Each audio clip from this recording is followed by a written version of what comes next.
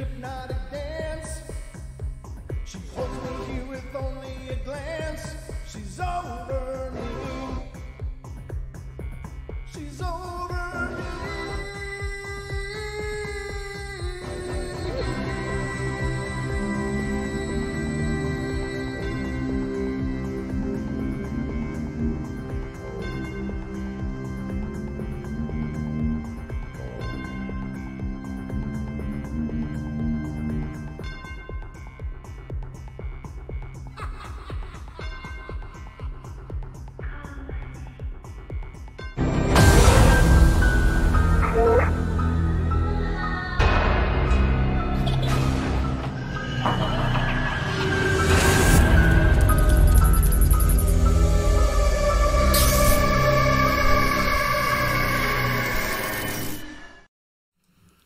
Welcome, everybody, ladies and gentlemen, to the Wednesday edition, the YouTube live stream of the Paranormal Portal. I'm your host, Brent Thomas. Glad to see you. Welcome to the show, and hope you guys are having a great week. It is Hump Day's Eve, so you're almost there. Just a couple more under your belt, and it'll be a weekend. So hope everything is wonderful in your world. And as it's Wednesday, please let me welcome my good friend and special friend. I don't even know what that means. No, it doesn't mean that at all. My co-host as well, Mr. Don Longbeard. Welcome to the show, brother. Well, hey, how are you, and how is everyone? I'm good. I can't speak for everyone, but I can speak for me. Yeah. So how's your week going? It's been a good week. Didn't run into anybody so far. Let me find something wood to walk on. However, my toilet seat did crack. Well, you know, they're only meant for so much. I know. Apparently, I'm too much. Well, too much basement meat there, I think. That's a probability. Yeah, that's a probability. Well, I'm hoping you can get that fixed soon, because I know that can't be a joy. No, last time it happened, I put a feminine napkin on it and said it was temporarily fixed. Yeah, because if it's cracked, it's that's got to be like a serious pinch thing. That's definitely not a goose.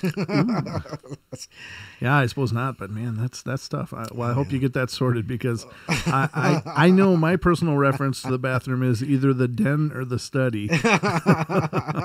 So a working seat is really important. Well, you know, I'm kind of lucky because I could just go out the back door most of the times. That's true. You actually got some woods and forest around you. So yeah. So it's game on for Mr. Longbeard. That's all. Maybe I should just mark my territory and keep those coyotes out of my yard.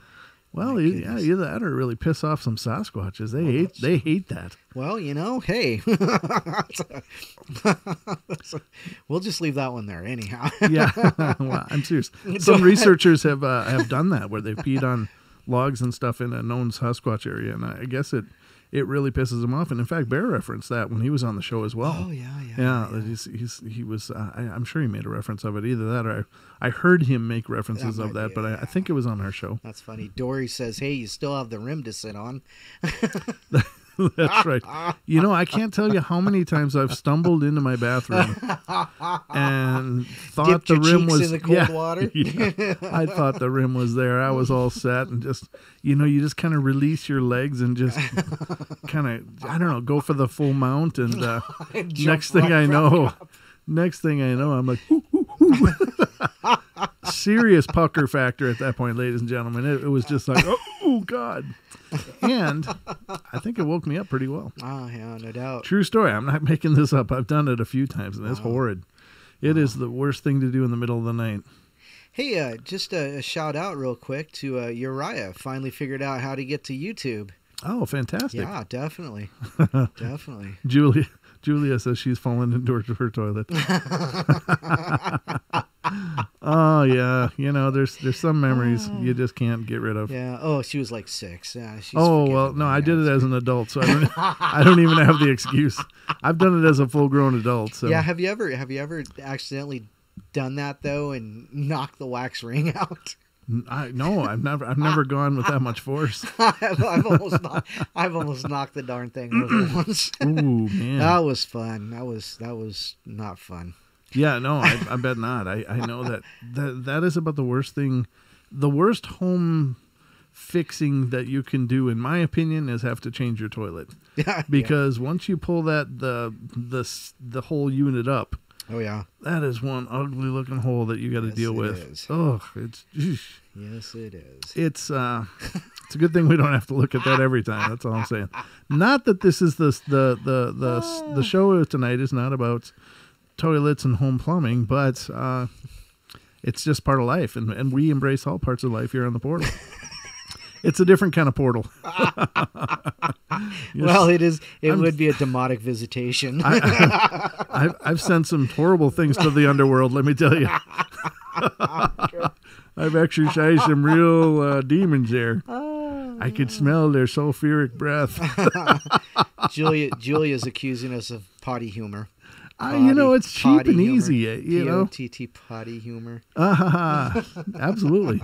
It's cheap and easy. You got to take advantage. That's called the low-hanging fruit, ladies and gentlemen. And we are in full harvest here on the portal. Wow, it is Wednesday. It's a stress relief day. Yay. That's right. Hey, isn't this weekend Mother's Day weekend? I don't know. Is it this weekend or next weekend? I know it's in May. Well, I'm really terrible with. Wow. I mean, honest to God, I am absolutely horrible with dates. So I don't know. You guys let us know, because Don's probably right, and I have no clue to reference what he's saying. So, I love my mom. It's this weekend. Yeah. Okay. All right. Yeah, thanks. So remember, everybody, tell Mama hi. Love your mom. God, I What? No, how many times have you seen those chat room things? That's what your mom said last night, you know? Yeah. Again, that's a little too low hanging for this show. That's a whole different kind of harvest there. Wow. But it still makes me chuckle, even though I'm a grown man and should have more more taste. more taste. And, that'd be a bad taste. Yeah, I know. I can go full idiot in no time at all. Let me tell you. I try to keep it all together, but I can go full idiot in no time. I mean, just under 10 seconds. So, all right, ladies and gentlemen, here we go. This is the portal, and unfortunately tonight the call-in board will not work, so don't call unless you want to talk to Zach Hubbard doing gematria on TFR. How do you spell your name? That's 6697669. Yeah, I know. They do that, too. They break down words and letters to their numeric value and come up with all kinds of crazy things. Inside stuff. I don't know. It's like Netanyahu I just read today was the gift of Saturn. Or something. Yeah. I don't even know what that means. I don't know if that's bad or good. But is Saturn bad or I don't Saturn know. is bad, yes. Okay, yes. Gotcha. Worshipping Saturn is like worshipping was it Aries? I can't remember. Oh, okay. Gotcha. So it's the god that's associated with that planet. Well, that's one way to look at it. Okay. So, hey Nick, how you doing, buddy? Yeah, great to see all you guys here. We've started off at a pretty good run. Wow, yeah. Yeah, we've already got. I'm showing 11 people checking I'm seeing us out. 14. Well, I like your number better. 7 likes. It's only half. Well, yeah, please, ladies and gentlemen, do like the video stream if you're watching and you're enjoying. If you enjoyed any of that humor, that at least deserves a like. That's all I'm saying. You know. Renee says you guys are disgustingly funny. LMFAO. And this is when we're on the air. Can you imagine what we're like when we're off the air? Oh God. It gets so much worse. Oh my God. Oh, demons are so scary. You're right, Julia. They are. And we're just thrilled that y'all are here. It's wonderful to see you and to see you. I can actually watch the chat board more on Wednesdays than I can on any other night. So I'm just checking out what you guys are saying. So as the call-in board doesn't work, if you have something to add or some point you want to make, let's have a 3 a.m. Paranormal Portal challenge. Dude, if I'm awake at 3 a.m., it's not because I'm chasing ghosts. I'm usually awake at 3 a.m. That's like part of my schedule. Well, for me, at 3 a.m., if I'm awake, I'm chasing sleep. Yeah. No, I mean, that's just it. It's just like, oh, I got to go to the bathroom. But no, there's that could be part of it. Yeah. Yeah, exactly. But anyway, moving on. I think what Lewis is talking about, there's a 3 a.m. challenge. Right. And I don't remember how it goes, but you'll light a candle in order to summon something, and then... Yeah, that sounds like a great idea up in here. Yeah, we don't even have to summon things here. They're already here. I don't know what the hell goes on here. I was telling Don that I was having a chat with a friend on Skype, and I had a window open for YouTube analytics because I was checking out, some of the background on the shows and how we're doing and stuff. And all of a sudden, it was a subtle shadow, but it was a silhouette of a person walked across the screen in front of me. Yeah, you mentioned that. Yeah, and it was just like,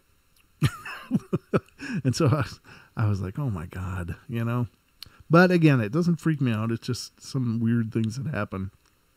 No rhyme or reason for it, ladies and gentlemen. I had nothing else open on the screen, nothing playing that might have made a ghostly image.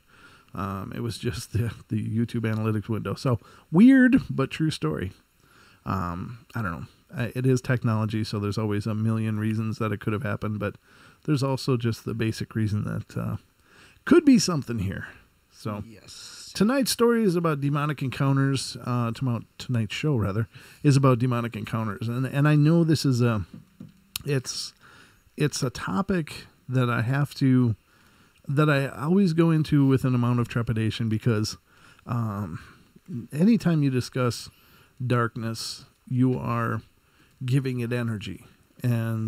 But I hope throughout the course of the show to leave you guys with maybe some insight, maybe some thoughts. I'm certainly not glorifying darkness or evil. I have had brushes with really dark things in my life, and I just, as I was talking to Obaki on Saturday night, it's just like I wouldn't say it for me. It was frightening, but it was just repulsive and repugnant and just empty, cold, hollow.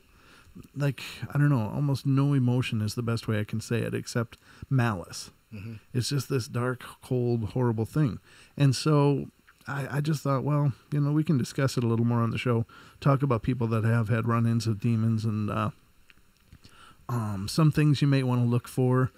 I really honestly think that the term demon gets overused in paranormal because while there are demonic entities around, I don't think they're as prolific as many people would have you believe. I don't think that there's gajillions of them running around, and anytime, your TV turns on and off, it doesn't have to be a demon, Are you sure? Well, you know what I'm saying, though. I mean, everybody throws that term out there, and especially devoutly religious people in terms of Christians. They love to throw that out there because, I don't know, they embrace the idea that they're in this battle for their soul. Right. And I don't like to, go there, and I'm certainly not casting any aspersions. I think that any faith you have is a beautiful thing because, faith is important, whatever you choose to believe. But I don't think that there's demons around every corner, and there's not demons in every medicine bottle, and there's not demons in every, drug dealer's hands. Some people would like to attribute any kind of dark energy as a demon, and that certainly isn't the case in my opinion. So, but we will talk about some things that you can look for and could possibly point you to a demonic presence. I don't pretend to be an expert. Again, that's my caveat. My caveat disclaimer is that there are no experts. There's a lot of people that believe certain theories, and they may know the details of those theories ad nauseum. But as far as I know, demons don't sit down for interviews and study. Dang. No, they don't. So don't try to book one on the show. Don, we're not going there. Fine. No Anthony LaVey. No. Yeah. Now, what was it you were saying the other night that he on his deathbed or whatever? On his deathbed, he exclaimed something to the effect of, what I understand, this is what I've read and understand, is that as he was passing under, I don't know how you would say that. As he was passing. That he was saying something about, no, that's not the way it's supposed to be. That's not that's not our deal. And, I asked the question, do you really expect Satan to honor his deal? I mean, come on, yeah. Okay. You were his paramour on earth, and you're spreading this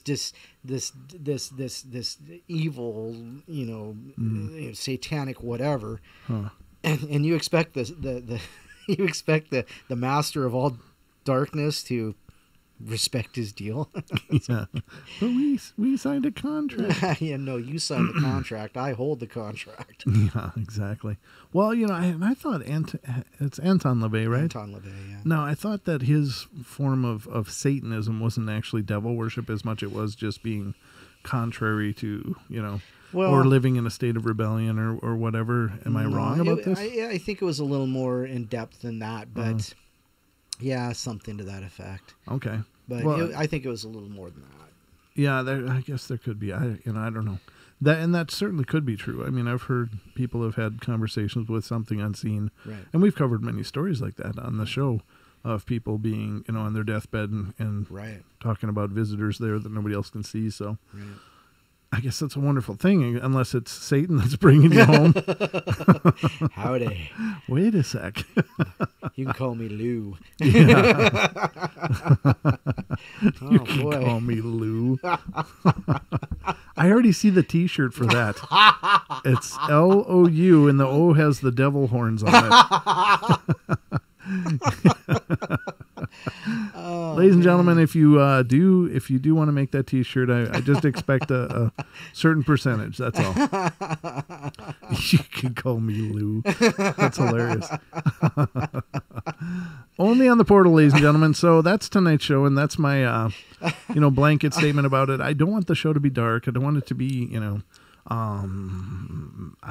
what's the word I'm looking for? I don't want it to be heavy. I always try to make the portal fun and light and just reasonable discussions, or as reasonable as you can be about these fantastical ideas and stuff.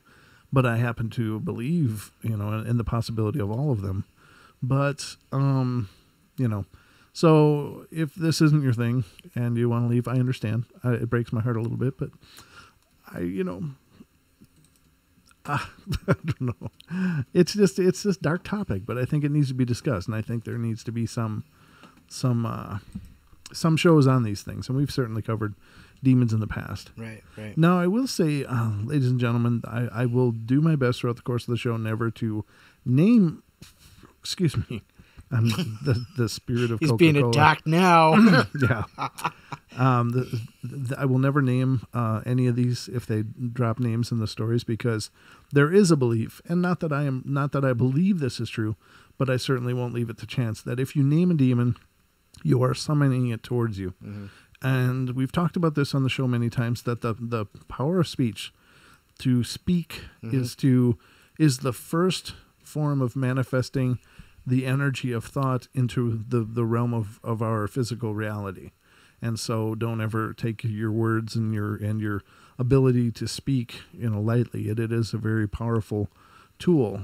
But so if I run across any names, I'm not going to do that now. And I've also made this point on the show. Conversely, it's interesting that during the Catholic rite of exorcism, one of the key components is to get the demon to name itself. Right. Which seems to lessen its power, right. And to make it... It gives its power away through its name. Exactly. So there is something profound in the name of these beings.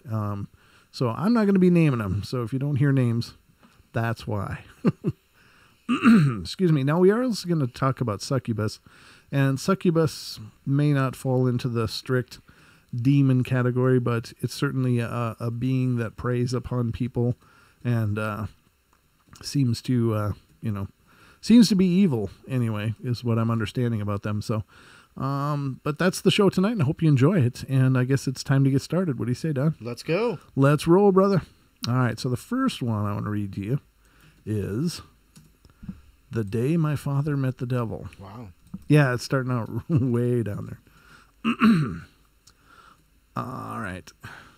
Let's see. It started when the circus arrived. It was this. Is this Ghost Rider? Sounds like the script for Ghost Rider. It was early in the morning on a summer's day. The circus had arrived in town, and the man's father and his young brother, the man's uncle, went to check it out. There are always pretty girls at all these traveling fairs, but the man's father wanted to see the freak shows. His father was always fascinated by the elastic man, the cow with two heads, the singing chicken, and all the other weird attractions these shows provided. This time it was a disappointment. There were the usual presentations, but nothing new, and some of the acts were obviously fake. But this time they met two girls and were getting ready to go hear some live music when they ran into a short, stubby man wearing a dinner jacket. This stranger introduced himself and started talking about the freak shows. Then he raised his arm and exclaimed he was the greatest illusionist in the world. He said he had a trick that was both scary and amazing. The man's father asked the stranger if he was part of the circus. The stranger said he auditioned for the job, but the owner turned him down. The man's father asked him why, and the stranger said his act was so frightening that the owner accused him of being the devil. Now the man's father and uncle were intrigued. They asked the stranger if they could see the trick, and the stranger said of course. With an exception, they would have to come to the trailer where he lives. That sounds like a bad thing. There he would show them, as the stranger reassured them, that his trailer was not far away. Excuse me. The man's father and uncle and the two girls followed the stranger until they arrived at the stranger's place. There was some steps leading up to the front door, and the stranger showed them in. The man's father and company went to go sit on a sofa and noticed that the trailer was a good size and well kept. After turning up all the lights so the stranger's guests could see better, the stranger put on a cape, commenced with an introduction, bowed, held up his right hand, and then proceeded to put a white glove on his right hand. He extended his arm and started running his left hand over, under, and around his gloved hand, all the while closing and opening his right hand, and wiggling his fingers. The stranger started chanting some strange words in another language. Then, with his left hand, he grabbed the tip of the white glove, turned and looked at the man's father and asked him and the others if they were ready. They said yes, and with a quick motion, the stranger removed the glove. The man's father was in shock and disbelief, and so was his uncle. The girl screamed and staring at them in the face was a skeleton of the hand still wiggling its fingers. The stranger turned the hand around so they could see the back, and the man's father said it was real. Then the man's uncle got up to get a closer look, and that's when the stranger grabbed the top of the man's uncle's head with his bony hand and said that now he was really going to show them something. That was all it took. The girls ran out of the door screaming and crying, followed by the man's father and uncle. The stranger came out of the door yelling and laughing as the man's father stopped and turned around. The stranger was standing there at the top of the steps with a grin on his face, looking at the man's father. On the ground was a wooden plank with long nails pointing up. The stranger jumped off the steps and landed right on those nails, and the nails went right through his shoes, and blood started to flow. The man's father stood there transfixed as the stranger started to laugh again, while pointing at the man's father with his bony finger. The man's uncle returned, grabbed the man's father by the arm, and both of them ran. The man's father and uncle knew that he was the devil, and they were grateful they were able to escape. It's a day he will and never can forget. Wow. I don't know if you could escape the devil in a situation like that. Well, okay, you know, if you believe the lore, Yeah. you just by virtue of being around a devil doesn't mean that you are. I mean, it doesn't mean that he owns you or he has hooks in you. You know, there's the old contract or some kind of agreement or surrender. And Ghost Rider. Ghost Rider, yeah, exactly. Yeah, so, yeah. But if that's a true story, that's all kinds of creepy. Now, that does sound familiar, like I've read it before. And if I have, ladies and gentlemen, I do apologize. But again, these stories all kind of bleed from one side to the next. Mm-hmm. So, I'll do my best. Because I've actually read that. Have you? Yeah. Okay. All right. That's okay. On with the show. It On was with still the good. show. It was an appropriate start. That's for sure. It really was. Wow. Yeah, I don't know. I mean, of course, only those people know whether or not what they said is real. Mm-hmm. But they certainly, if it's true, I don't know. Anything's possible. So, entity incubus attacks. All right. These experiences took place at different times, though I have kept a journal regarding each experience. The first experience was on February 14th of 2012. It was late evening, nearing midnight, and when this occurred. My fiancé, we'll call him Devin, had just returned home from work When he gets home, we have a routine of smoking upon his arrival. This night was no exception. We went out to his car and smoked, returned inside after we had finished. Allow me to explain the general layout of my living room. In my living room, there are 2 recliners and 2 couches. The recliners are claimed by my grandparents, while the couches are up for grabs by anyone in the house. One of the couches is located next to the kitchen and the other is located next to the TV, which is placed in the far right corner of the room. My eldest brother was lying on the couch that is next to the kitchen, so Devin and I took the couch next to the TV. I recall at the time that my grandfather was watching a movie on the TV, but I cannot remember which movie it was. Since I plopped down on the couch first, I was lying with my back pressed against the back of the couch, and Devin was lying in front of me on the edge of the couch. We remained this way for a good 10 to 20 minutes. As we were lying there, I had a sensation in... Okay, yeah, I guess I should know. It's a succubus after all. I had the sensation in my legs as if I were about to have a muscle cramp. This sounds familiar too.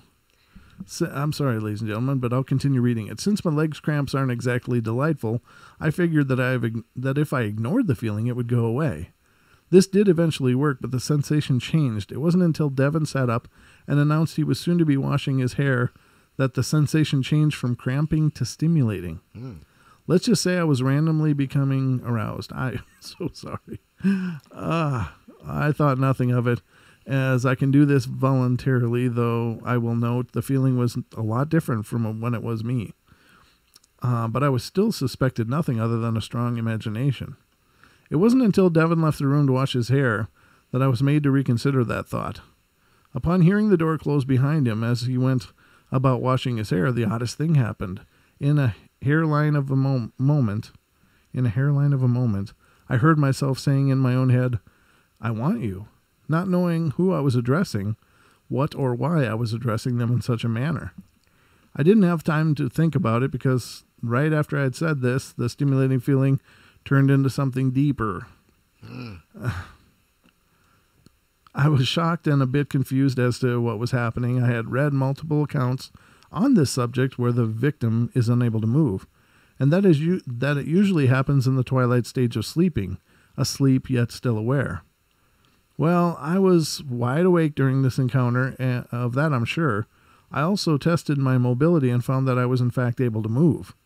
This carried on for a good 5 to 7 minutes and then stopped when Devin returned from washing his hair.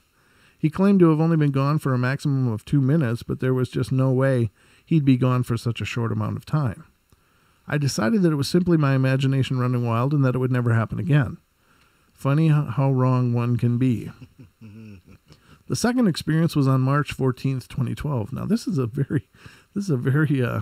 person is very organized to remember all these dates. Well, they kept notes. Yeah, I guess so. They did. A month later, I was lying in bed and Devin was in the kitchen getting some grub. The TV was on, which was the only source of light, and I was facing away from it, lying on my left side. Suddenly, I felt a presence enter the room, and the first thought in my head was, well, hello there. I'm not stirred by this, as I've had my fair share of experiences with the paranormal. I just continued lying quietly, listening to the silent scuffles this presence made as it drew nearer to me. The scuffling stopped, and I felt what seemed to be fingertips gently touch the top of my head and lightly caress my hair. Mm-hmm. As this your reactions are awesome. Mm-hmm. As this went on, I had a sensation that overtook my entire body. The only way to describe the sensation was that as if the entity were melting into me, becoming one with me. It was like a serene numbness.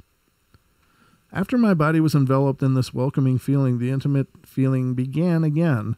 I was taken by surprise, but needless to say, I allowed it to happen. This time I was receiving fractions of images in my head. The only thing I could really catch was long black hair. I'm not sure how long this lasted, but even when Devin returned to the room, it did not stop. I eventually fell asleep. Wow. The third experience was April 17th of 2012. Again, really recording the hell out of this. Devin was at work that night, and I was lying in our room playing a video game. For a few hours, I played Fallout New Vegas and decided to switch to Skyrim. After about an hour of playing Skyrim, I got bored, and decided I wanted to smoke and watch a movie. I got up, went into the living room, grabbed a new Footloose, and returned to my room. What the hell is a Footloose? The new Footloose. The new Footloose. Oh, did they remake that? I hope not. Because I'd find something better to do. I placed the DVD into the DVD player, Trey closed it, and allowed the previews to play out while I stood outside and smoked. About halfway through my smoke, I randomly began to think about the previous experiences I had encountered. I decided that he only came around the 14th of the month. The 14th of April rolled around and he was nowhere to be found, so I was certain that he would never return again. I decided to try and speak to it, thinking I must be silly talking out loud to air. I said, "Where have you gone? Why haven't you come back?" It was odd. After I asked the question, the feeling, more like impression that I got. I felt, not physically, as if his hands were placed on my hips, as if he were just holding me. I leaned back against what would be his chest if he were physical, smiled to myself, and retreated back inside. I played the DVD not even a minute after I lay down and got settled beneath my comforter, and that intimate feeling began again. This time I could feel his weight on me. At first it was just my legs. My knees were literally pressed against each other, bone to bone, and then my entire body, as I was laying on my right side facing the TV. He actually stuck around after we were finished. And I got the impression he was somewhat cuddling with me. Jeez. I've had 2 or 3 more experiences with him, but I'm not sure how long these posts can be, and I'm running out of time. If given the chance and this experience of mine is posted, I will share the rest of my experiences with him. I'm still not sure if it's just my imagination or if he is really there, but some insight would be greatly appreciated. Yeah, I don't know what to say. Well, I find it surprising that the boyfriend goes away to wash his hair. Yeah, I'm just going to go wash my hair. I just thought, my hair is dirty, Yeah, just his hair. What are you doing tonight? I'm washing my hair. Yeah, right. Yeah, it's like the 80s mullet. Gotta take care of this stuff. Business in the front, party in the rear. Party in the back. Party in the back, yeah. So there you have it, ladies and gentlemen. Weirdness. I'm not going to read that one because that's Ouija board. That's a whole different... now there's a succubus encounter. You know what? I think I'm going to skip that. I don't want this show to be, all about that. What is this one? Oh. You pulled up succubus stories, pal. That's well, what it looks like to me. I was just wanting the encounter, not the whole, all the... juicy details. Yeah, I didn't want a Harlequin romance. I wanted geez, this happened and it freaked me out, kind of stuff. What was I thinking? I have no clue. All right. A man is attacked by a succubus. In December 2012 in Bakersfield, California, a young man named Ethan had a demonic encounter. So they refer to him as a demon here as well. And they very well may be. But I always assume demons are some higher order of being that's very, very powerful and very bent on the destruction of everything good. But anyway, that's just me. I guess I'm old-fashioned. After returning from school, Ethan was tired and worn out, but he still had plenty of homework to do, and he worked late into the night, before finally collapsing into bed. He fell asleep instantly, but did not sleep soundly.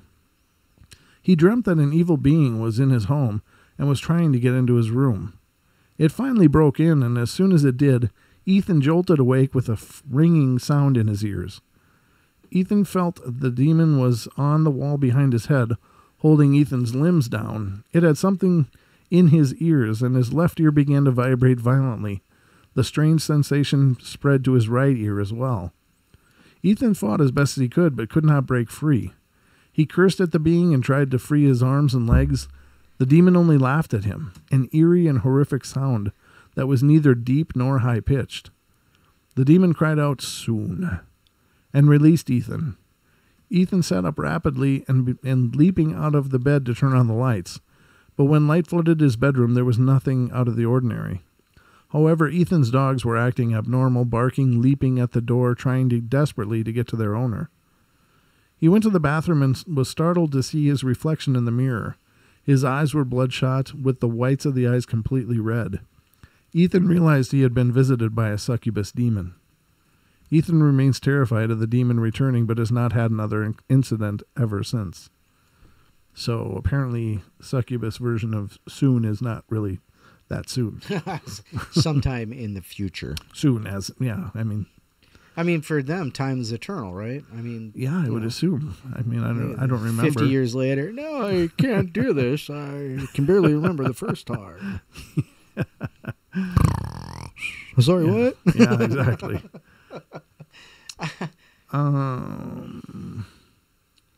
Let's see. Was there anything? No, that was the ending of that one. So that was Ethan's deal. Ethan had a deal. Ethan had a deal. So that was those stories. What is this one? The same thing. Because you can never have too many of the same page. Now this next one I'm going to read is it's called Possessed by Three Demons. And ladies and gentlemen, if you're familiar at all with demonic possession, it's many times it's not just one.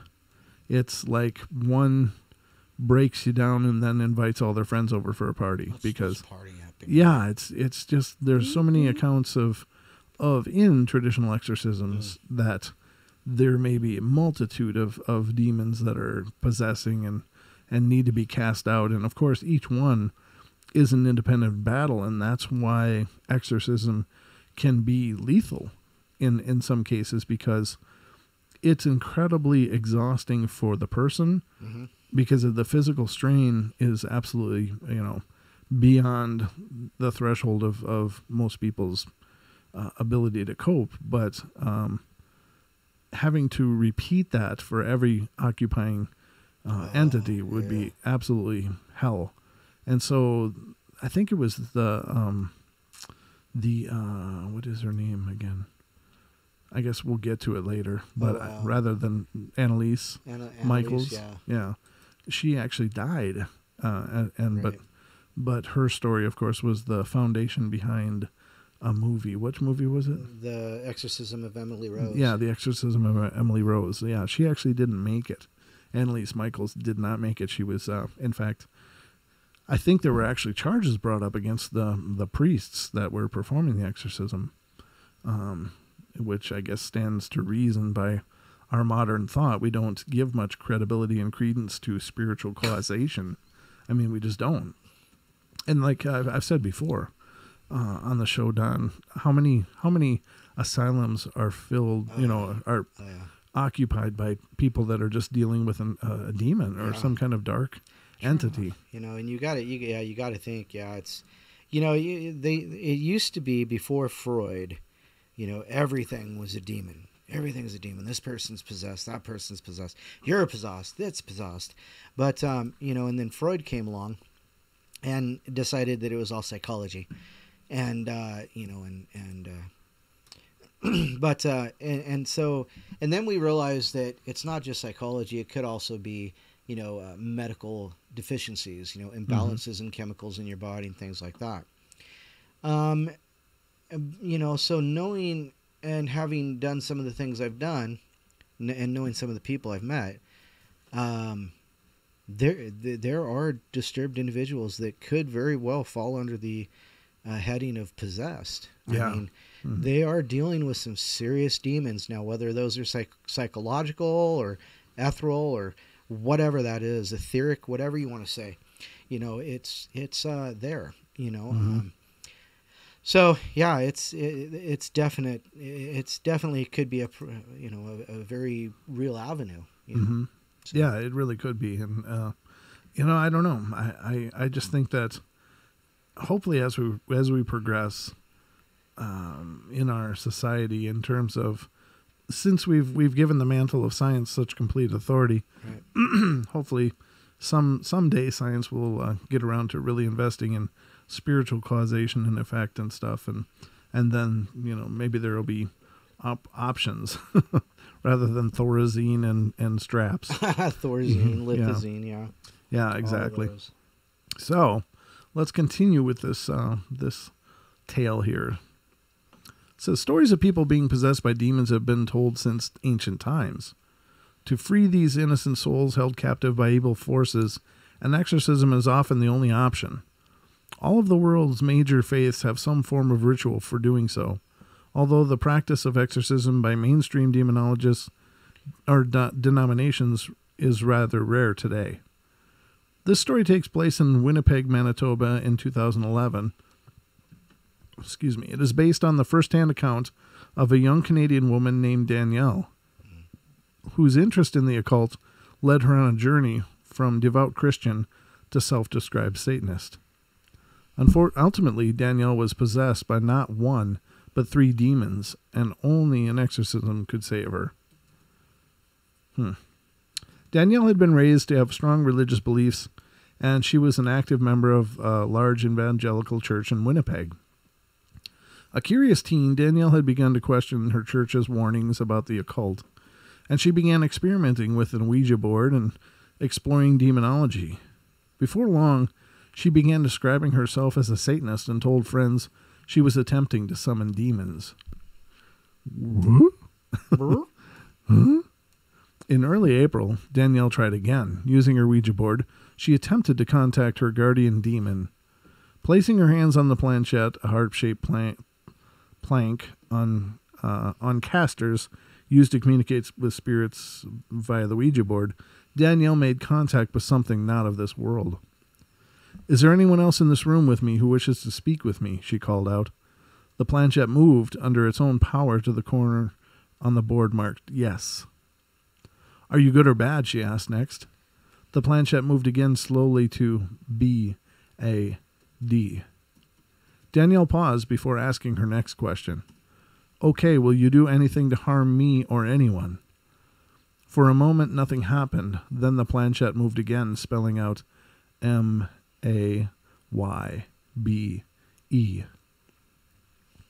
Danielle quickly replied, "All right then, how many spirits are here?" As she watched, the Ouija board planchette stopped at the number 3, then slowly spelled out 3 names. I guess I can say these because they are, all over in the lore. But Belial, Malphus, and Legion. Unnerved, the teen decided to quit. She put the Ouija board away, shut off the lights, and turned to leave her room when she heard a strange sound, hissing. It was coming from nowhere and from everywhere, and it was getting louder. Frightened, Danielle left the room. The hissing sound followed her. Just then, the doorbell rang, and the sound stopped. Outside stood Danielle's best friend from church, Caitlin. Danielle pulled her inside and told her about what had just happened.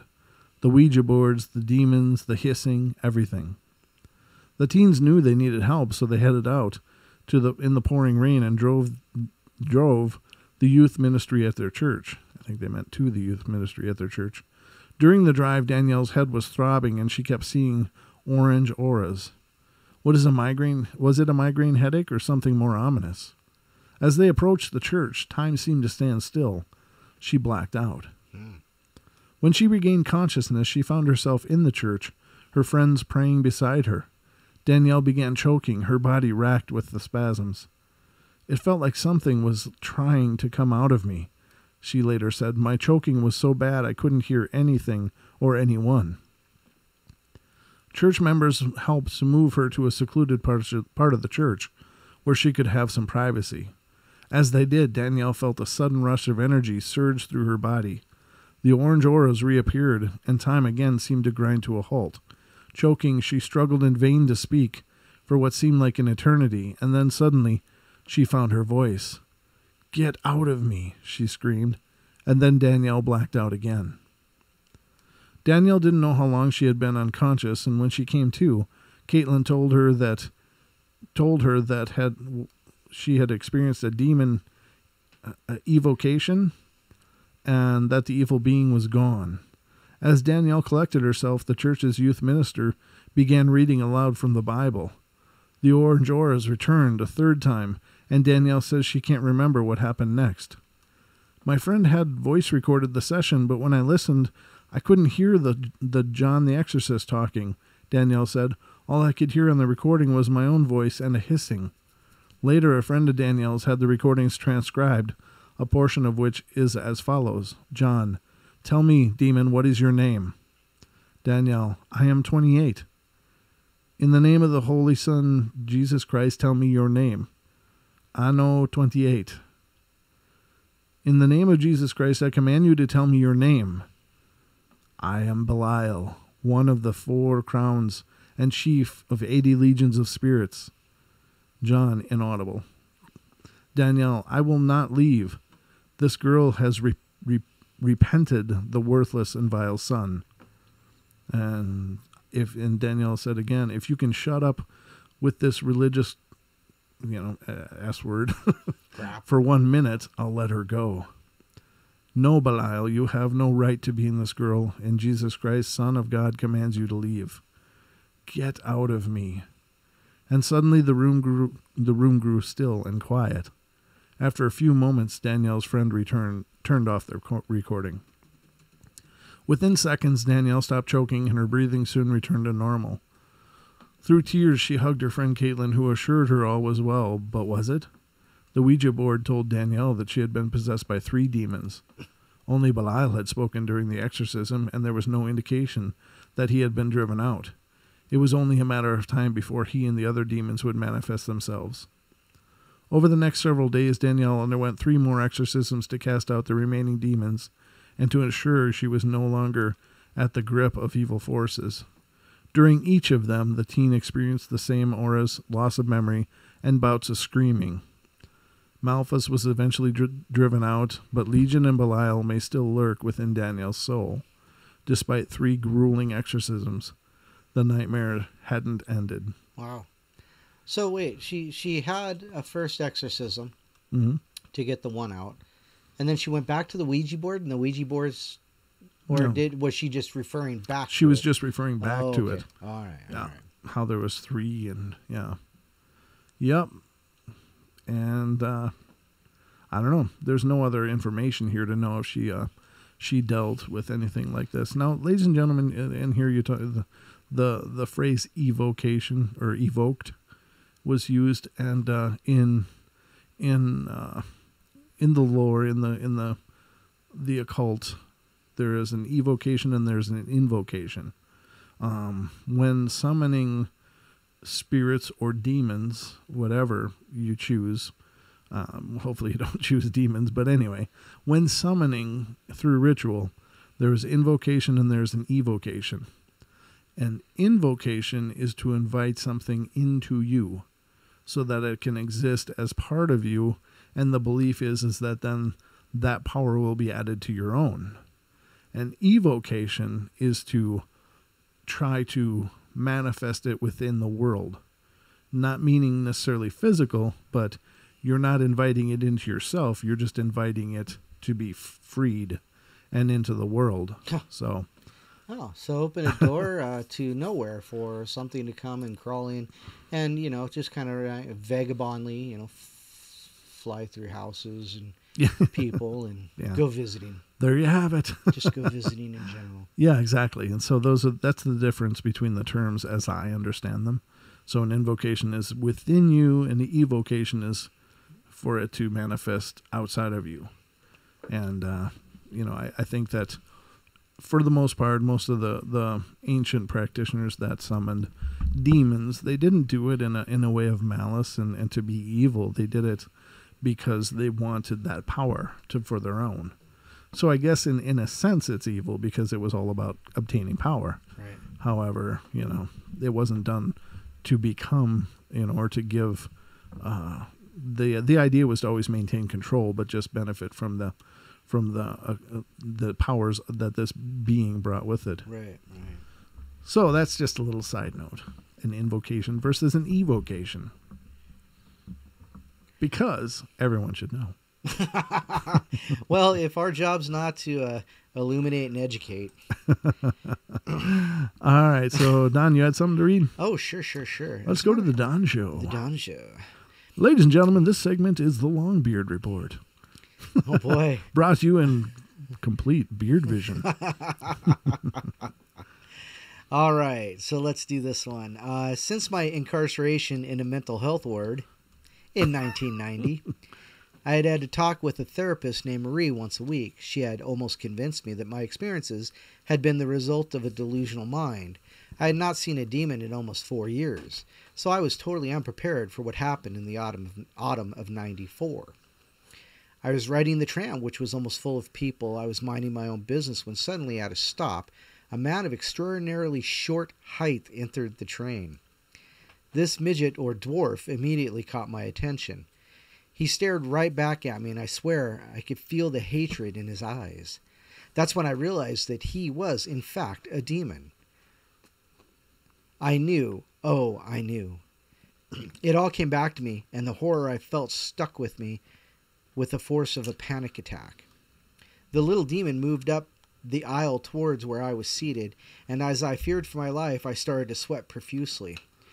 There was nowhere to hide either. I was seated next to a window with a fat woman with bags right next to me. I was petrified as the fake dwarf snuck in and took the seat right behind my back.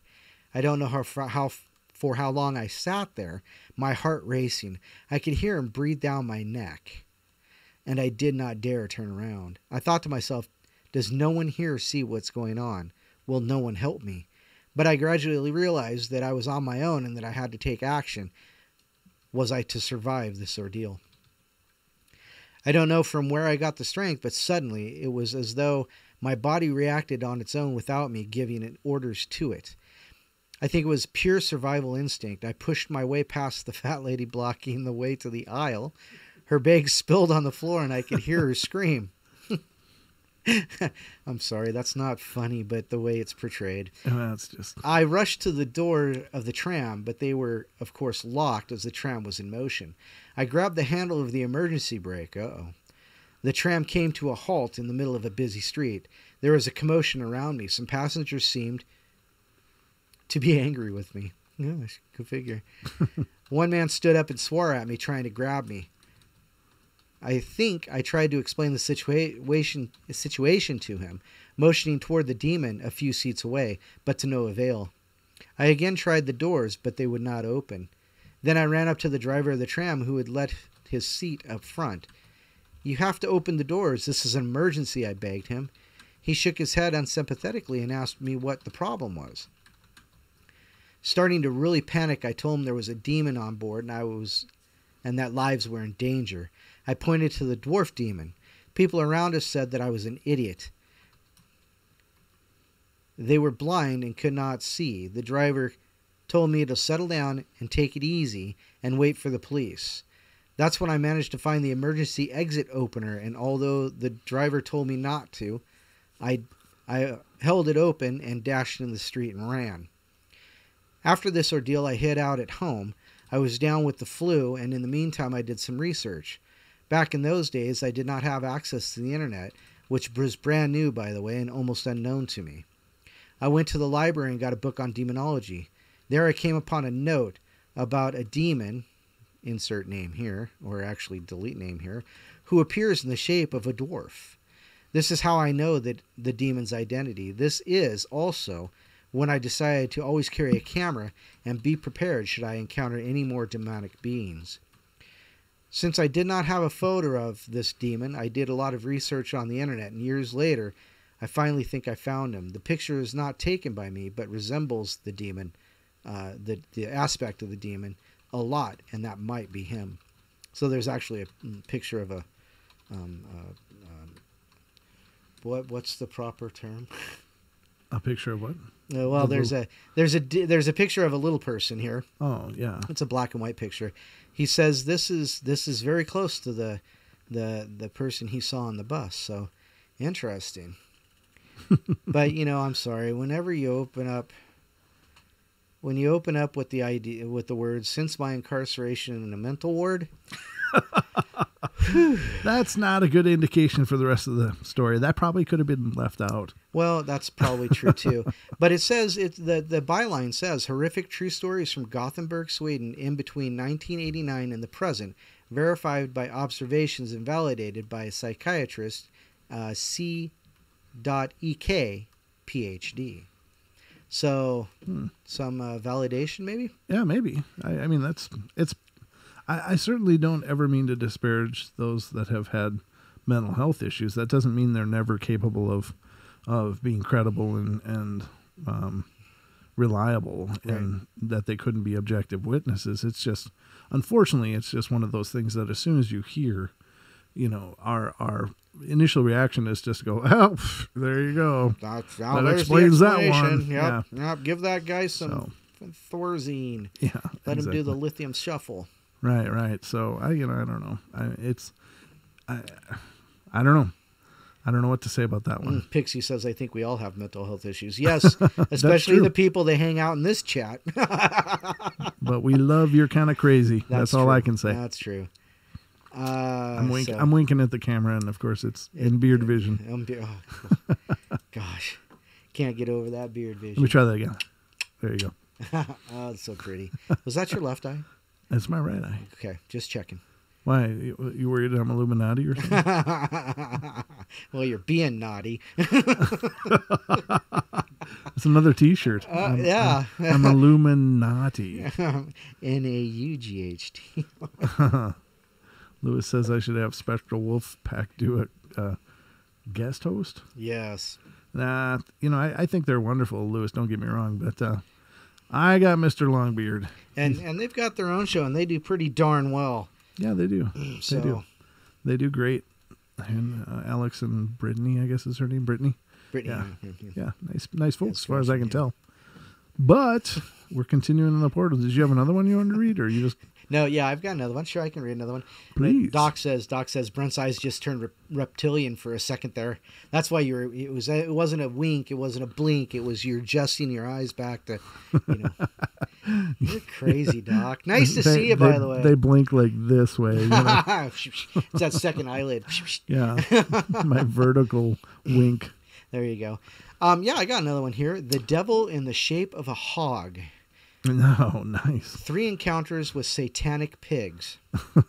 Now they're very serious about this. It's odd, but it's serious. So, the devil in the shape of a hog.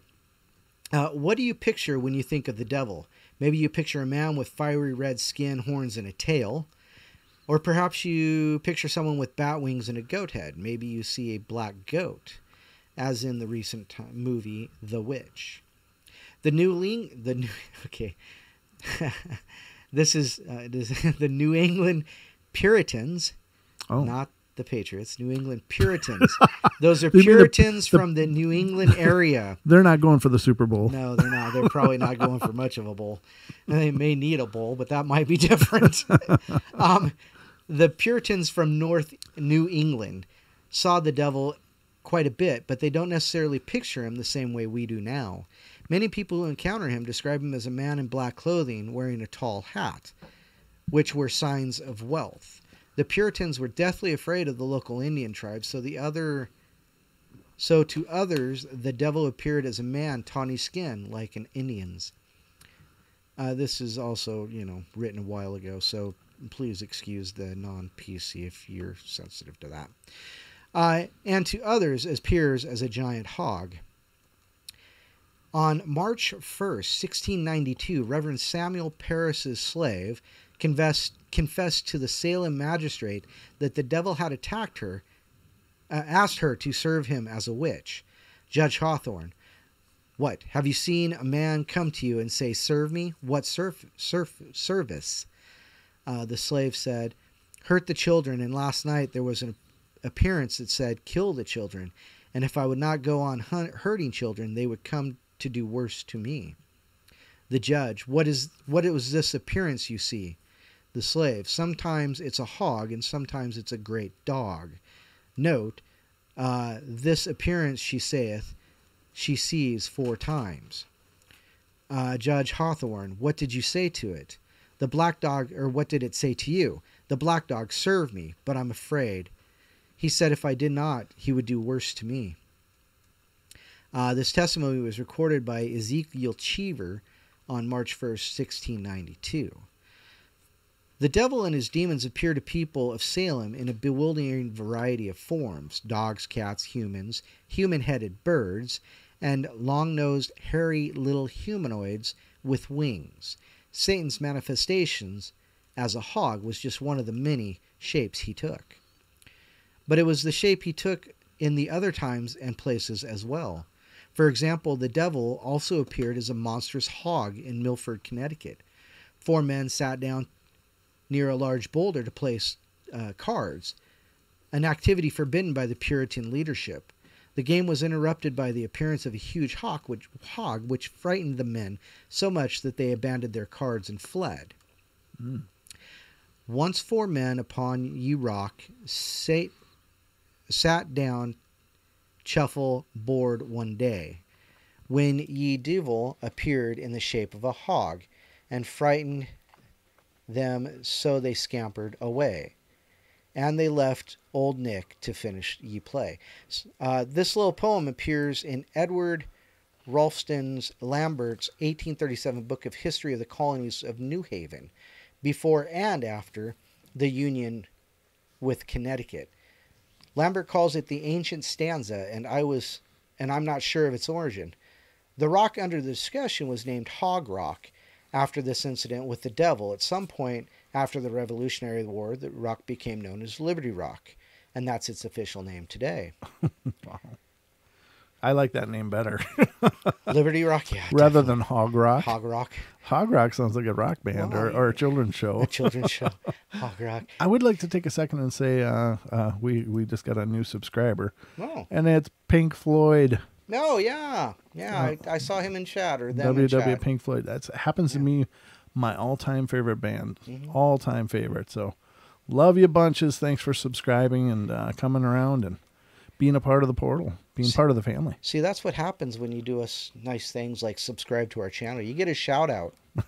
Well, I would love to shout out for everybody that's subscribed, but 452 now. I guess so. That's yeah. a lot. It is, That's but a it's lot of not a lot by shout-outs. not a lot by YouTube that's standards, true. That's true. but it is growing. It's growing steadily. It's gone up about probably 10 since last weekend. So Well, if you look at the analytics, 72 in the last 28 days. well, that's pretty good. So that's actually pretty awesome. We need another 72 in the next 7 days. No, we need another 550 In the next hour and a half. Well, I'd love it if there was a way. If it was, but here's the thing, ladies and gentlemen, and here's the deal. I know a lot of people that have channels and on YouTube, they go out hunting for subs. And that's to them, the deal, because they want that count on there, and that certainly looks impressive.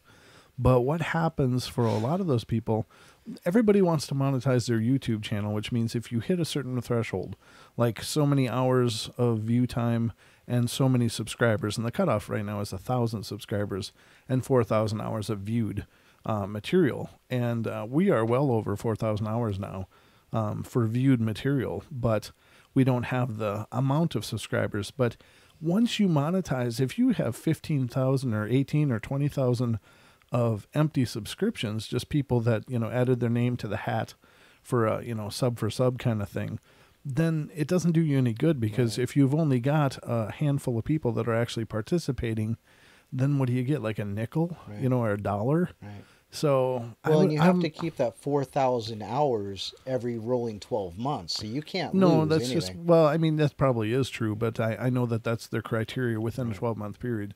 You have to have 4,000 viewed and, the 1,000 subscribers minimum. Right. So, but here's the thing. I would rather have a lesser number of active people that are watching, paying attention, enjoying the material, than having a huge obscene number that doesn't participate. Doesn't do anything. Yeah, it doesn't participate at all. So I know that the number we have is not impressive, but it is to me solid. Because solid, that's 452 people that are interested in what we're doing, and that means the world.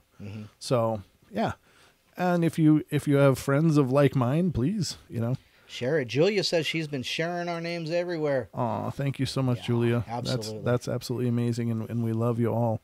All of you guys have been doing a great job, so thank you for that. But I just wanted to put a shout out there because it came in during the show. Definitely. So- And Pixie says, "Welcome to the machine, Pink Floyd." Welcome, my son. Welcome to the machine. I love that song. Gives me chills. I thought it was funny, so I thought I'd say it. So yeah, welcome to the machine. Definitely that. It's a great song. Great song. Great album. That was the Wish You Were Here. Sorry. Oh, Brent's rendition. I'm about to get my guitar. Sorry. Otherwise, it's just a cappella. Well, I can air guitar. So, just kidding, ladies and gentlemen. But no, thanks for reading those stories. I was able to transition to the sweater free. I was dying. Oh, I didn't even notice. Oh, Don, I thought you'd pay attention. Brown chicken, brown cow. The bromance begins. Oh, it's already begun. You love me a long time. All right, ladies and gentlemen, we'll continue through our journey through the portal and see what other mayhem we can get into. Oh, that one's done. I got to close that. You'd think I would have done more. All right, this is called Encounters with a Possessive Demon. It started when I was 13 years old. I was, shall we say, in a dark phase, as many teenagers are, which is when I began researching vampirism and lycanthropy. I had been researching things in this particular genre for a few weeks, which is when I came across the vampire poem. Oh, I've seen that one. By coincidence, I read it out loud, both in the English and Latin translations, and after doing so, I discovered that apparently those who have read it almost immediately experience paranormal activity. I was both intrigued and skeptical at this point, but other than that, I somewhat forgot all about it. My point of focus quite quickly shifted from vampire mythology to incubus attacks. Although I had been raised in a non-religious Christian family, I was fascinated by the idea of demons being sexually attracted to human women. Okay. Where do I go with that? To wash your hair. Oh, I need to wash my eyes. This particular subject turned out to be far more vast than I had anticipated, as I discovered these attacks, often linked to sleep paralysis, was a worldwide phenomena. Anyhow, back to my first paranormal encounters with this particular entity. It was around 11 p.m., and I was alone in my bedroom on my bed and reading about incubus attacks while my family was watching Sherlock Holmes downstairs. I sat there for quite a while, and then I started to hear a strange screeching noise coming from the closet. At first, I assumed it was my mom in the next room, moving the clothes in her cupboard, but as it turned out, she wasn't even upstairs at the time. I just sat on my bed and tried to ignore it, hoping it was nothing or maybe just my cat playing around. However, the whatever it was seems to only get irritated by me ignoring it and began to get increasingly and alarmingly louder. By this point, I was scared. I don't know if I should stay put, run out of the room, or open the closet. I found myself walking slowly towards it. I opened it, quite certain I would find my cat hiding, but instead, I was met by nothing other than clothes hangers. I was scared. I'll be honest, and I'm not usually scared by things like this. I even attempted to replicate the noise, but I couldn't. I closed the closet and hurried back to bed. I stopped reading, turned on some music to drown out the noises, but the louder I made the music, the louder the sounds became. Then, just as suddenly as it had begun, it stopped. I paused the music and stared at the closet's mirror door. Had I really imagined it? I thought it was over, but instead I began to hear chains moving and footsteps coming from out of the closet, and right across my room past the end of my bed and over to my sister's bed where whatever or whoever it was seemed to sit down. I guess you're hauling chains. You gotta have a rest. Jacob Marby. Yeah. I felt like a scared rabbit staring at where I assumed its face was. And the worst part was I could tell it was staring back. I just sat there for a minute or so, frozen in disbelief. Then a wave of fear swept over me, and I felt tears welling up in my eyes. But any attempts to scream or call for help were stifled before they could be uttered. Then I heard it give a long sigh, as clearly as anything. It was in a male voice, but not particularly deep, as if to say, "Oh, great, I made her cry." Whatever grip this entity had on me, it was released, and I bolted out of the door, down the stairs to the living room, where I sat behind everyone on a chair. I knew I was safe for a while, but only while I wasn't alone. I knew I couldn't tell anyone, and even then I could feel a strong masculine presence in the shadows watching me, just waiting for the next opportunity to make itself known to me. I knew that day that I had opened a door to something far stronger than I, and it was my fault. In the months that followed, I began to experience more and more activity. One such experience occurred not long after the first. I was sleeping, having some strange dream, when I was awoken by weightliness. I never heard of that, weightliness, on my chest. I opened my eyes and I could see the curtains across from where I lay. It looks like the early hours of the morning, and then my attention shifted to what was causing the slight weight on my chest. I turned my head to look directly above me, and there, staring at me intently, was a face unlike any I have ever seen before. His skin was white, but not just pale. It was white as my bedsheets. He had jet black hair, and strangely enough, I remember tiny, thin, black needle-like pins holding it away from his face. His eyes were what struck me the most. They were extremely pale blue, and his pupils resembled that of a cat's, only thinner. I was extremely groggy as we stared at each other, both somewhat bewildered. All I can remember thinking was, "He's so beautiful." And that, just like my vision went blurry and I blacked out. Perhaps he put me to sleep. Maybe I wasn't supposed to wake up. Honestly, I don't know. But what I want to know is, why was he on top of me in the first place? The thought of what was frightening, but at the same time I was strangely enchanted. I began seeing him regularly in my dreams, and he told me we were destined to be lovers, or something to that extent.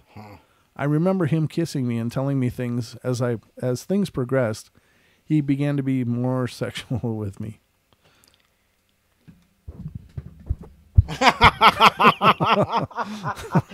Oh, you better be watching to see that. You're going to have to watch it on the replay now. I didn't know what to do. I was only 13, but he seemed to have no regard for my age. I began to feel as if I were being touched while I was awake, or I would feel a hand on my shoulder. My sister began to tell me that she felt there was something in the house, and it was around me. I would walk into my bedroom and hear loud breathing behind me and feel eyes watching me. It was disconcerting. A lot has happened since, and perhaps I shall add them later, but for now this is all right, as I think it might end up being too long. So there you have it, ladies and gentlemen. Wow.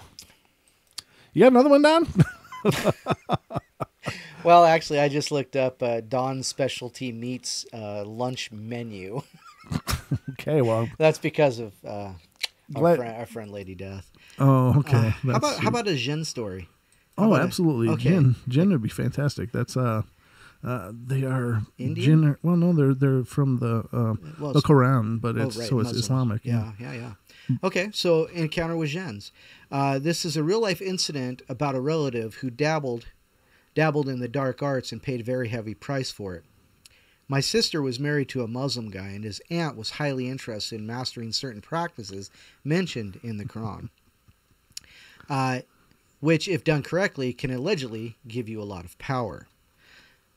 Now, just as an addendum before I get to reading this is something I'm reading, not something I'm believing, and I don't mean to disrespect anybody, but let's go ahead.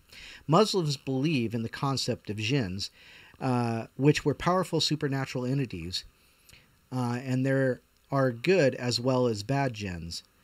The surahs in the Quran, which outline the procedure for capturing and enslaving these jinn, apparently it is a very dangerous procedure, as it has to be performed by a person when he or she is alone, and the complete procedure stretches over several days for a few hours each day.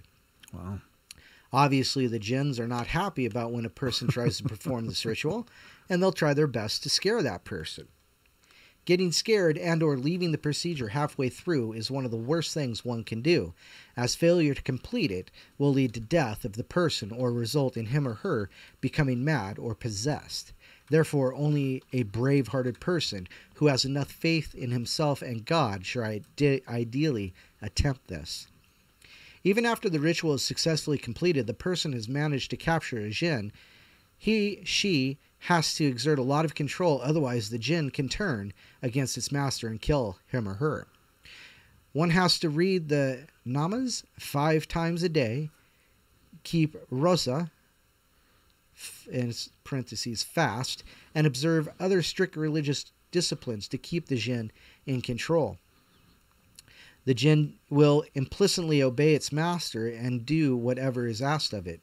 It is a supernatural being. The master will no doubt become a very powerful person, very powerful and rich person, but he or she is expected to use the powers for the benefit of others. All this I've learned from my Muslim friend, and I hope other Muslim readers can verify that what I've mentioned here. Coming back to my story, this lady, my brother-in-law's aunt, was somehow fascinated with this ritual and wanted to perform it. All this happened 30 to 35 years ago when she was quite young, and nobody knows why she wanted to get involved in something so dangerous. Maybe her youth, naivety, made her oblivious to the risks, or she was bored and wanted to do something exciting, or maybe she craved for the power that would be hers once she completed the ritual. All bad ideas. Whatever the reason, she did not inform her husband, as he would have certainly forbid her, and she practiced it daily with her husband when her husband was away at work. At first it went smoothly, but gradually she started encountering paranormal phenomena, such as seeing shadows and hearing whispers all around her, smoke or mist pouring in from everywhere and shrouding her, unbearable changes in temperature, both hot and cold, etc. Though she was frightened out of her mind, she continued her pursuit until she crossed the point of no return, when these events intensified. She started seeing demons all around her and hearing their frightful screams, and whispers. To cut a long story short, my goodness, one day she could bear it no more and fainted out of fright in the middle of the ritual. This part of the story was coaxed out of her later by her husband and other relatives, but she was often incoherent, and there were huge lapses in her narrative. When her husband came home and found his wife lying senseless with the Holy Quran in her lap, he at once guessed what she had done. He, however, had no idea how far she had gone. She suffered from high fevers for several days and was almost at death's door more than once. Needless to say, the procedure was disrupted, and she was never able to complete it. When she became well again, her family members noticed a huge change in her behavior.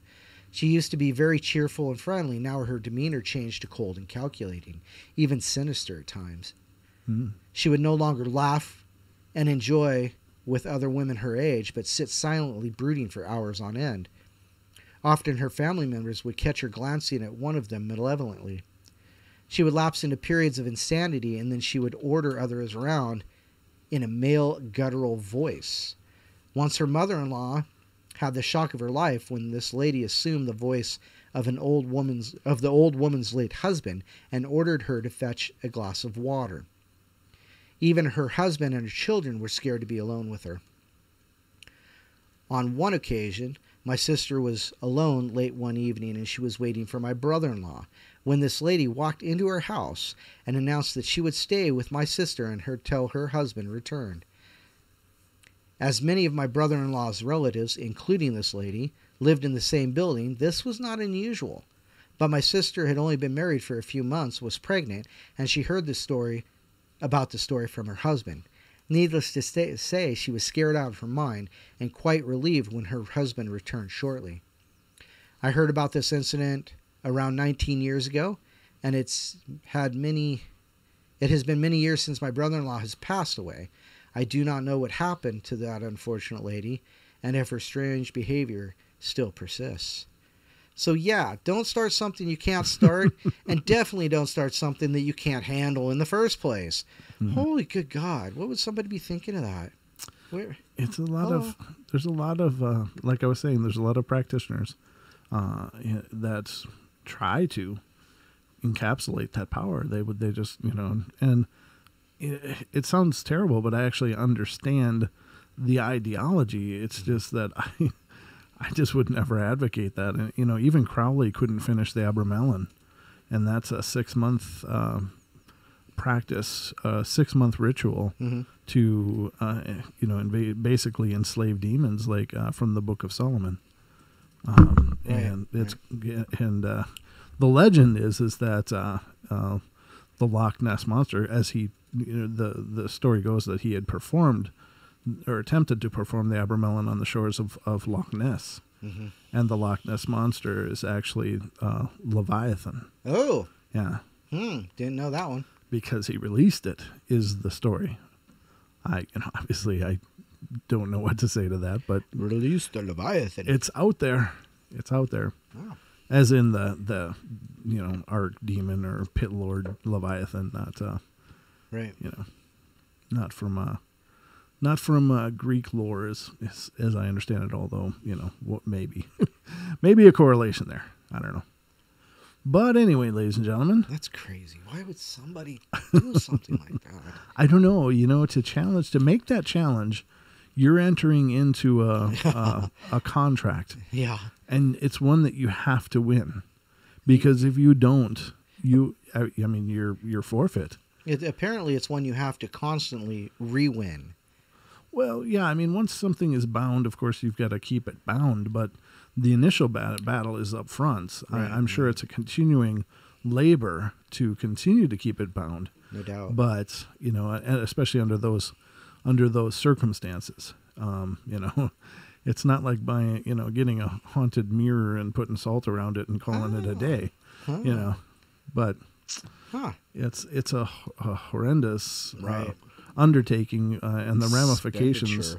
Yeah, the ramifications are complete in the negative if you fail.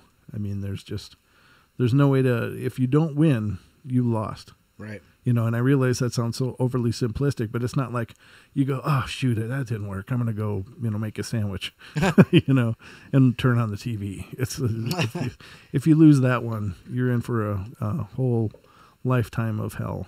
Apparently, just like this lady. Yeah, exactly. And I actually, could you send that link to me? Because I want to reread it. Sure. I was kind of watching chat and seeing what was going on. Oh, you weren't paying attention to me? I Are was. you kidding me? I was, but I want to reread some of those details. Yeah, absolutely. Cool. I'm doing it now, partner. Yeah. Well, we've been up to about 20 people watching. What do you got for a number? I was curious. Yeah, I got 21 and 19 likes. We're almost. It's almost 1-to-1, ladies and gentlemen. Yeah. Nice job, everybody. Thank you. Maybe someday we'll actually get there. I don't know if anybody gets there, but it's the object of putting it out there that we really do appreciate it. We do. We of course appreciate you guys being here most of all. Oh, and don't forget, you too can partake in the portal by emailing us your stories at paranormalportalradio@gmail.com. Amen. Wow. It's just a great spokesman, huh, ladies and gentlemen? But wait, there's more. You can find us on Facebook at YouTube, or at facebook.com/paranormalportalradio. Thank you. And if you haven't figured out where you are, you're at www.youtube.com/paranormalportal. Yeah. And we got a MeWe out there. Well, no, I have a MeWe done as a MeWe. And we've got DTube. Yep, DTube, DLive. DLive. Yep. So we're getting out there, ladies and gentlemen. We are flexing the portal all over the place. We're trying. We're trying to just hose the place down. Can you believe it's already 8:30? It's what? 8:30. Seriously? I kid you not. Wow. Lie, I do not. It is the truth, ladies and gentlemen. Time flies when you're in the portal. So, it does, yeah, crazy. The next one is 8 people. It says who pissed off demons and paid for it. Kind of like this last lady. Yeah. Arnie Johnson taunted demons and turned into a murderous madman. Oh. Shortly after his family rented a new home, 11-year-old David Glatzel was repeatedly visited by demons that took both bestial and human forms, and would threaten to and attack him, leaving mysterious wounds all over his body. The rental house was the site of strange occurrences that only worsened after a priest performed a cleansing. Glatzel would speak in tongues and randomly convulse and levitate. He became obese, gaining 60 pounds in only a few months. Oh my God, how do you do that? I'm not even sure how that math works. Well, how much does a demon weigh? It's a monkey on your back if you got 10 of them, you know. It's There you go. Pounds, It's a party up in here. Multiple exorcisms revealed the names of the 43 demons which possessed him, but did nothing to fix the problem. Things got even worse when David's sister's fiance, 19-year-old Arnie Johnson, taunted the demons inhabiting David, demanding they leave David alone and possess his body instead. Oh my God, that is the worst idea. That's like the dumb following the dumber. That's like, you know, if the do not do list, that's number one. Don't ever invite, because they will take you up on it. Johnson then also began to suffer strange trances and bouts of anger. He crashed his car into a tree, claiming that demons had taken control of the vehicle. Formerly a calm and mild-mannered person, Johnson got into an argument with his landlord, Alan Bono, and stabbed him to death, later claiming that he remembered none of it. This is the first high-profile murder case in America where being possessed by demons was used as a legal defense, though the judge rejected his defense. Gosh. I wonder why. Oh, there you go. Yeah, here's Annalise Michael. I don't know that she taunted the demons, but anyway. This 1967 case of exorcism gone horribly wrong was the inspiration for the horror film The Exorcism of Emily Rose. A 23-year-old mentally ill and epileptic German girl, Annalise Michael, was suspected of being possessed due to her aversion to religious pictures and symbols, convulsions, ability to speak in tongues, foul smell, and generally terrifying behavior. She would eat coal and spiders, drink her own urine, bark like a dog, and once even bit a bird's head off. Michael believed she was willingly undergoing these torments to atone for the sinfulness of modern life. She died of dehydration and starvation after undergoing nearly 70 exorcisms. Having refused to eat, at the time of her death, she weighed only 68 pounds. 2 years after her death, her parents and two priests who held the exorcisms were sentenced to 6 months in prison for negligent manslaughter. The onslaught of exorcisms were said to have merely angered the demons possessing her, ultimately causing her to refuse food and water until she died. So they're gonna blame they're gonna blame them for the deaths caused by demons. Well, her death, which was caused by demons, she just wouldn't eat. But it was the demons' fault. Why would the parents? Because they pissed them off. Well, no, it was because they didn't take her in for medical care when she was losing so much weight. They didn't bring her in to have her seen. So basically, it was denying her medical care for an obvious problem. So I wonder if all the weight she lost was the weight that the other guy gained in the one before. I'm sending this to the other guy. Here you go. Catch it if you can. 70 exorcisms, though. That's craziness. That is craziness. A psychiatrist confirmed the possession of women who dabbled in Satanism. An American woman struggled with demonic possession so severe and obvious that it was documented by board-certified psychiatrist and associate professor of psychiatry at the New York Medical College, Dr. Richard E. Gallagher, in a paper for the New Oxford Review.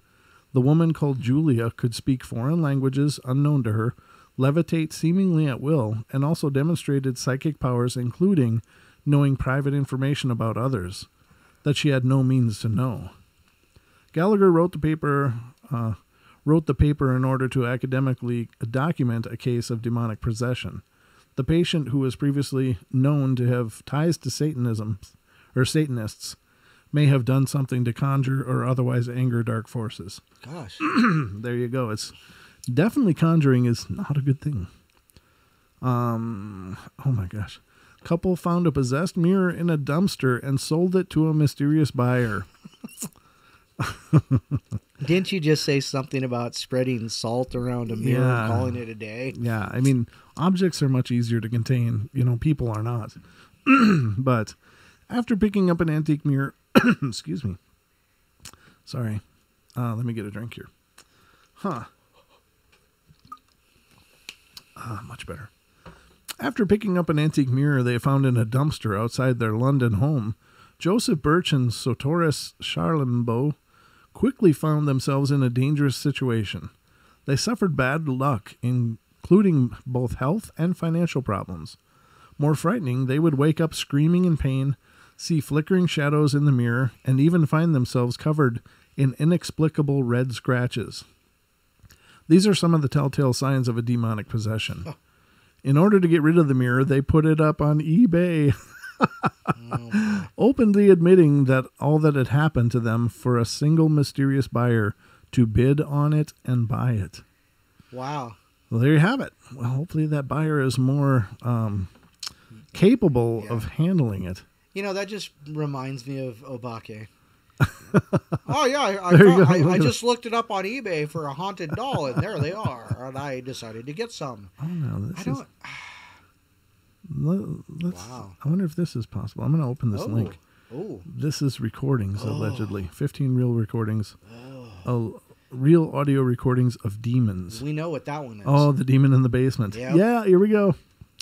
I don't know how long this is. I got the abridged version that I edited down, but if this is the really long... We'll see. Okay, but here's the backstory of this one. In 2007, homeowners in Philadelphia began to complain about spooky noises coming from their basement.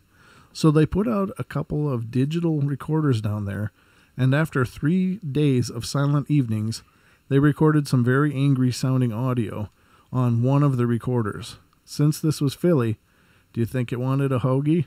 Bum. That's what they put in there. So, this is... oh, wow. No way. The Annalise Michael? No way. Well, let me just... yeah, go back to that one and then we'll go... Watch your ears, ladies and gentlemen. Time. I'm going to see if it's... Pixie, you might want to plug your ears for this one. This is the Demon Scream, and I'm just going to play my abridged version, because if it's the original version, there's all kinds of text and stuff on there. It's kind of It gets a little long. It's boring to listen to. I got to see where I put it. Where did I put it? I brought it over here. Did I put it in music? No, I didn't. Hold on. Did you put it under the scary shite file? Scary shite. Scary stuff. Oh my gosh. No, it's not in there. I'm looking for it because by the time I find it, it's good. let me just play it. You can also fast forward through it. That's true. Well, but it's only 1:06. A minute Well, okay. 6. Yeah, but that's all text That's true. for 1:06. But I've played this before. Beware if you have sound your sound jacked up. Yeah, you might Crank it down a little bit. This is a really loud, horrible. This is the most horrible EVP I've ever heard. So I'll let you be the judge. But those of you who have heard it, you know what's coming. Those of you who haven't heard it, I apologize in advance because you can't unhear it after it's done. So,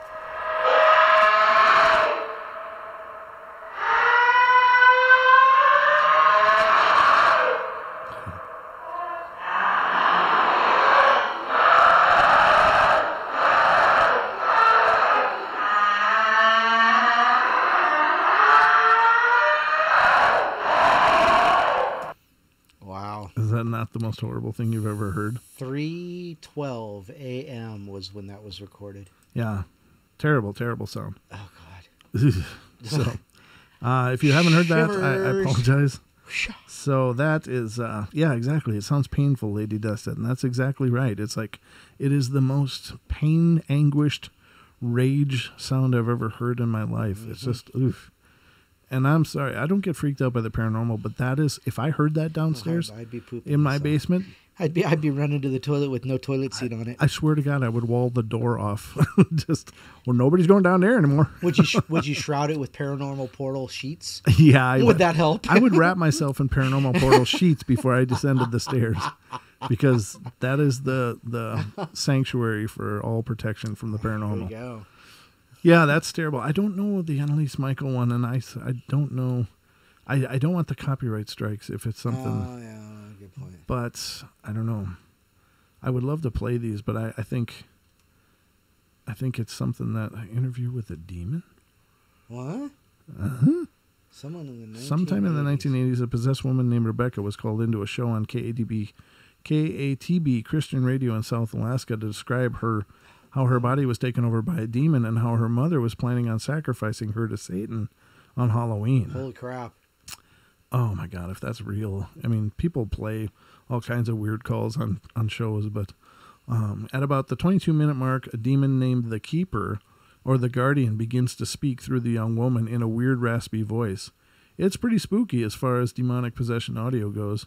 This is pretty entertaining. The best part of this recording is when the Keeper gets mad because it thinks people are praying for Rebecca out there in Radioland. Huh. Well, I don't know. I don't want to play somebody else's. Ah. I mean, Wow. I don't know. Here's the one on Annalise Michael.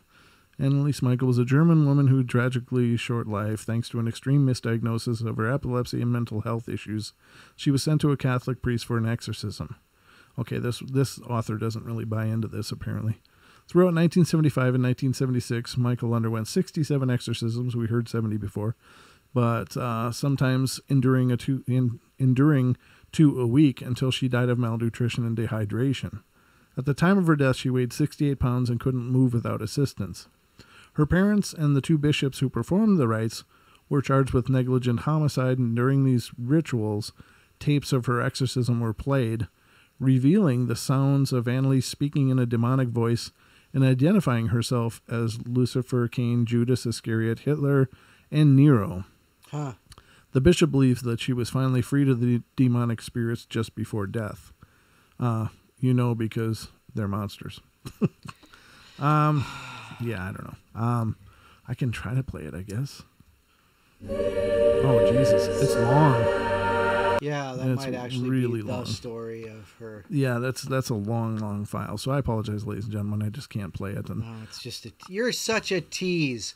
well, I mean, I'd love to, but I haven't screened it ahead of time. I just clicked on a blind link now during the show and came up with this. But I did play the Demon Scream, which it's horrible. But One of his favorites. it is my favorite EVP because it's the most profoundly, I don't know, it's the most shocking EVP I've ever heard. No doubt. By far. Now I've heard some amazing EVPs. There was Ghost Hunters did an amazing series of EVPs on one of their shows. They got this old spirit of a woman in a old hotel, and they're in there talking, and they go, "Are you here with us?"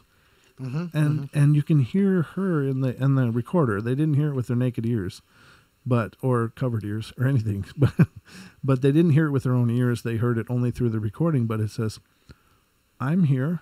Where are you?" Yep. And then they said, "Can you tell us whatever?"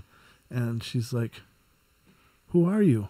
Well, and the way it played. You want me to play it for you? Do you have it? I have it. You played it on an episode. Yeah, on an episode, but I don't. And I have that episode because I uploaded it. It's Voices Carry. It's the Voices. Oh, that's right. Carry. The Voices Carry video. If you get a chance, Right. ladies and gentlemen, check It's that on out. there. Rather than us wasting a lot of time searching for it now, and the show isn't really about EVPs, so I apologize. But just definitely strange and disconcerting. Play it again. But it was really cool because it was the thing about it is that it was as if the ghost hunters were the ghost for this woman. It was like she was in her reality. Mm-hmm. Is kind of what I pulled from it, from however, just my own observation. But it was like she understood the room to be, just her room, and they understood that she was dead, but she was there unable to see them, but could hear them. And of course they couldn't see or hear her until they played it back. But it was just an interesting peek into the psychology of what some spirits might be encountering, and that Right, they're just right. locked in their time.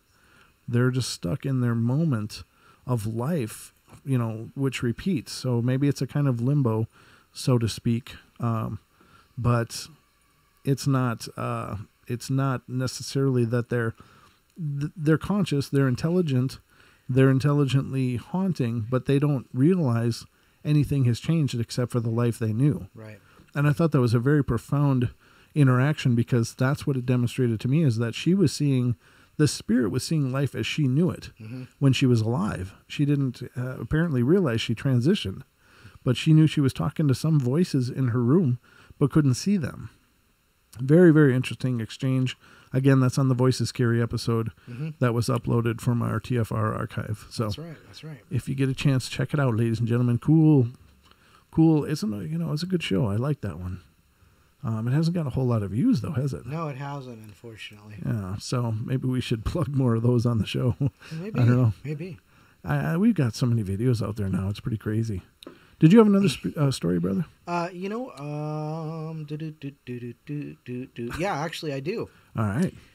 This one is He Who Cannot Be Named.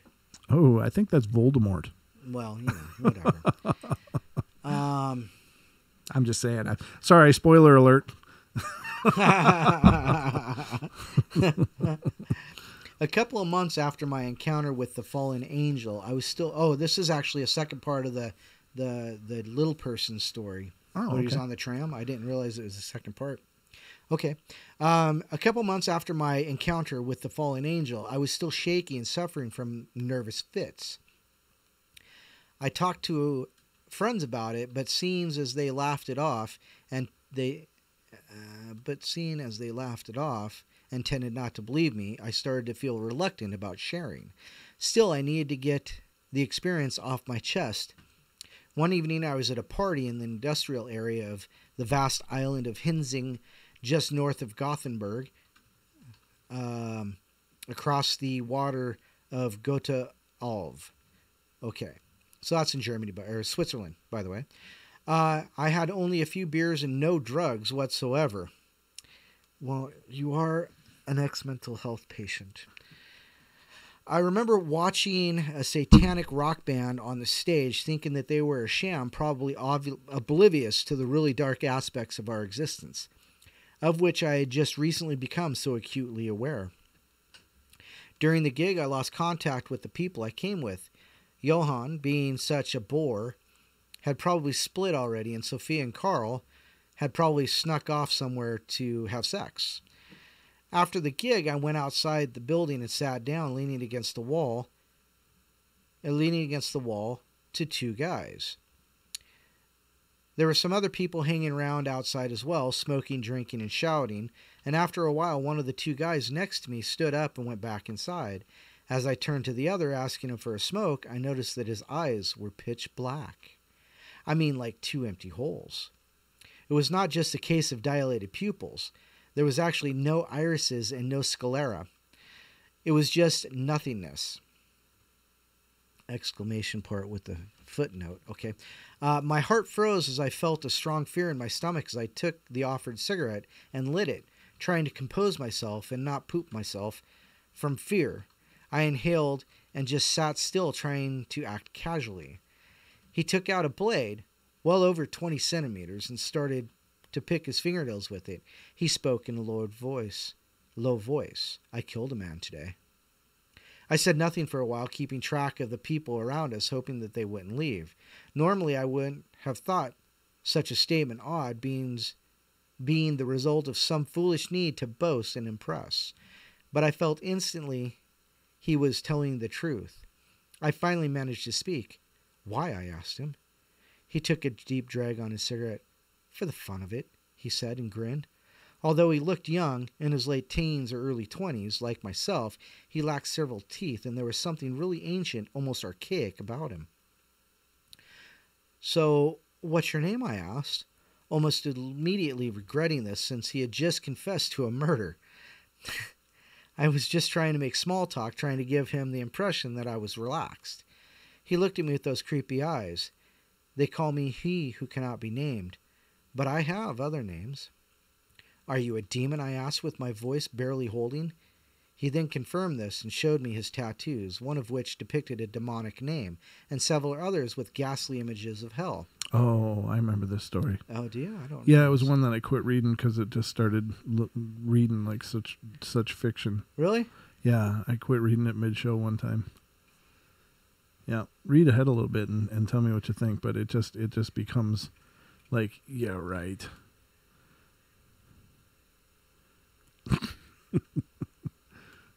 I mean, keep going if you want. It's your choice, but I remember this story. Well, this is, yeah, okay. Yeah, there's not really much more. Oh, there isn't? No, not really. Okay, keep going. I'm sorry. That's all right. That's all right. I do apologize. That was rude, but I was like, wait, I remember this one. So, depicted demonic name and several others ghastly images of hell. This is when I first came to learn about some rules about demons and interactions with demons.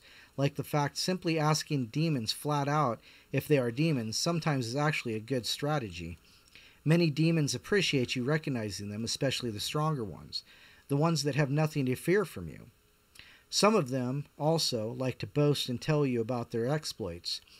They're actually often quite vain and they feed off respect. But as I've come to know, the opposite many times is also true. Many a demon will deny they are demons and become upset or angry with you at having exposed them. This demon definitely belonged to the first category, however. I then told him about the experience I had with the woman at the bus stop.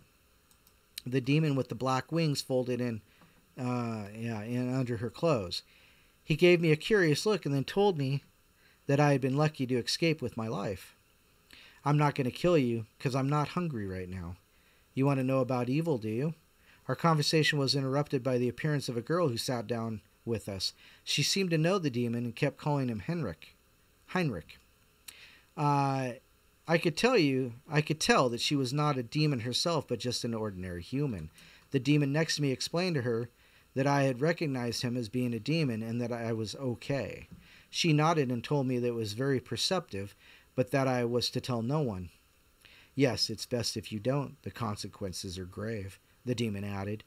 We didn't talk much after that. They left, and I took off home. The next morning I was ill with a sickness.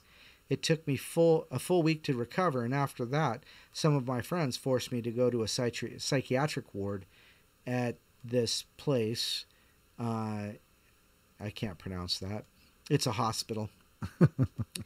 Here I met with the doctor. I can't recall her name. This was before I met with Dr. Christian Eek, who later came to confirm the truth about my sightings. This female doctor, however, told me that I was delusional, and I was admitted for 2 months and learned the hard way not to talk openly about the presence of demons. So that's the end of that part of the story. There is another part, but we'll go ahead and skip that. Yeah, it gets really convoluted and fiction-y in a hurry. Yeah. So there you have it. But it's almost 9:00. Wow. It's gone fast, hasn't it? Yeah, it has. It's been crazy. I'm showing 20 people in here. Unfortunately, I don't get to see the likes. Well, I see 21 people watching and 20 likes. Wow. Fantastic. Thank you guys for doing that. And thank you for always being here. You guys are awesome and amazing, and we love you bunches. And I mean that sincerely. You guys have made the portal what it is. There's no other way to say it. And it's just so cool.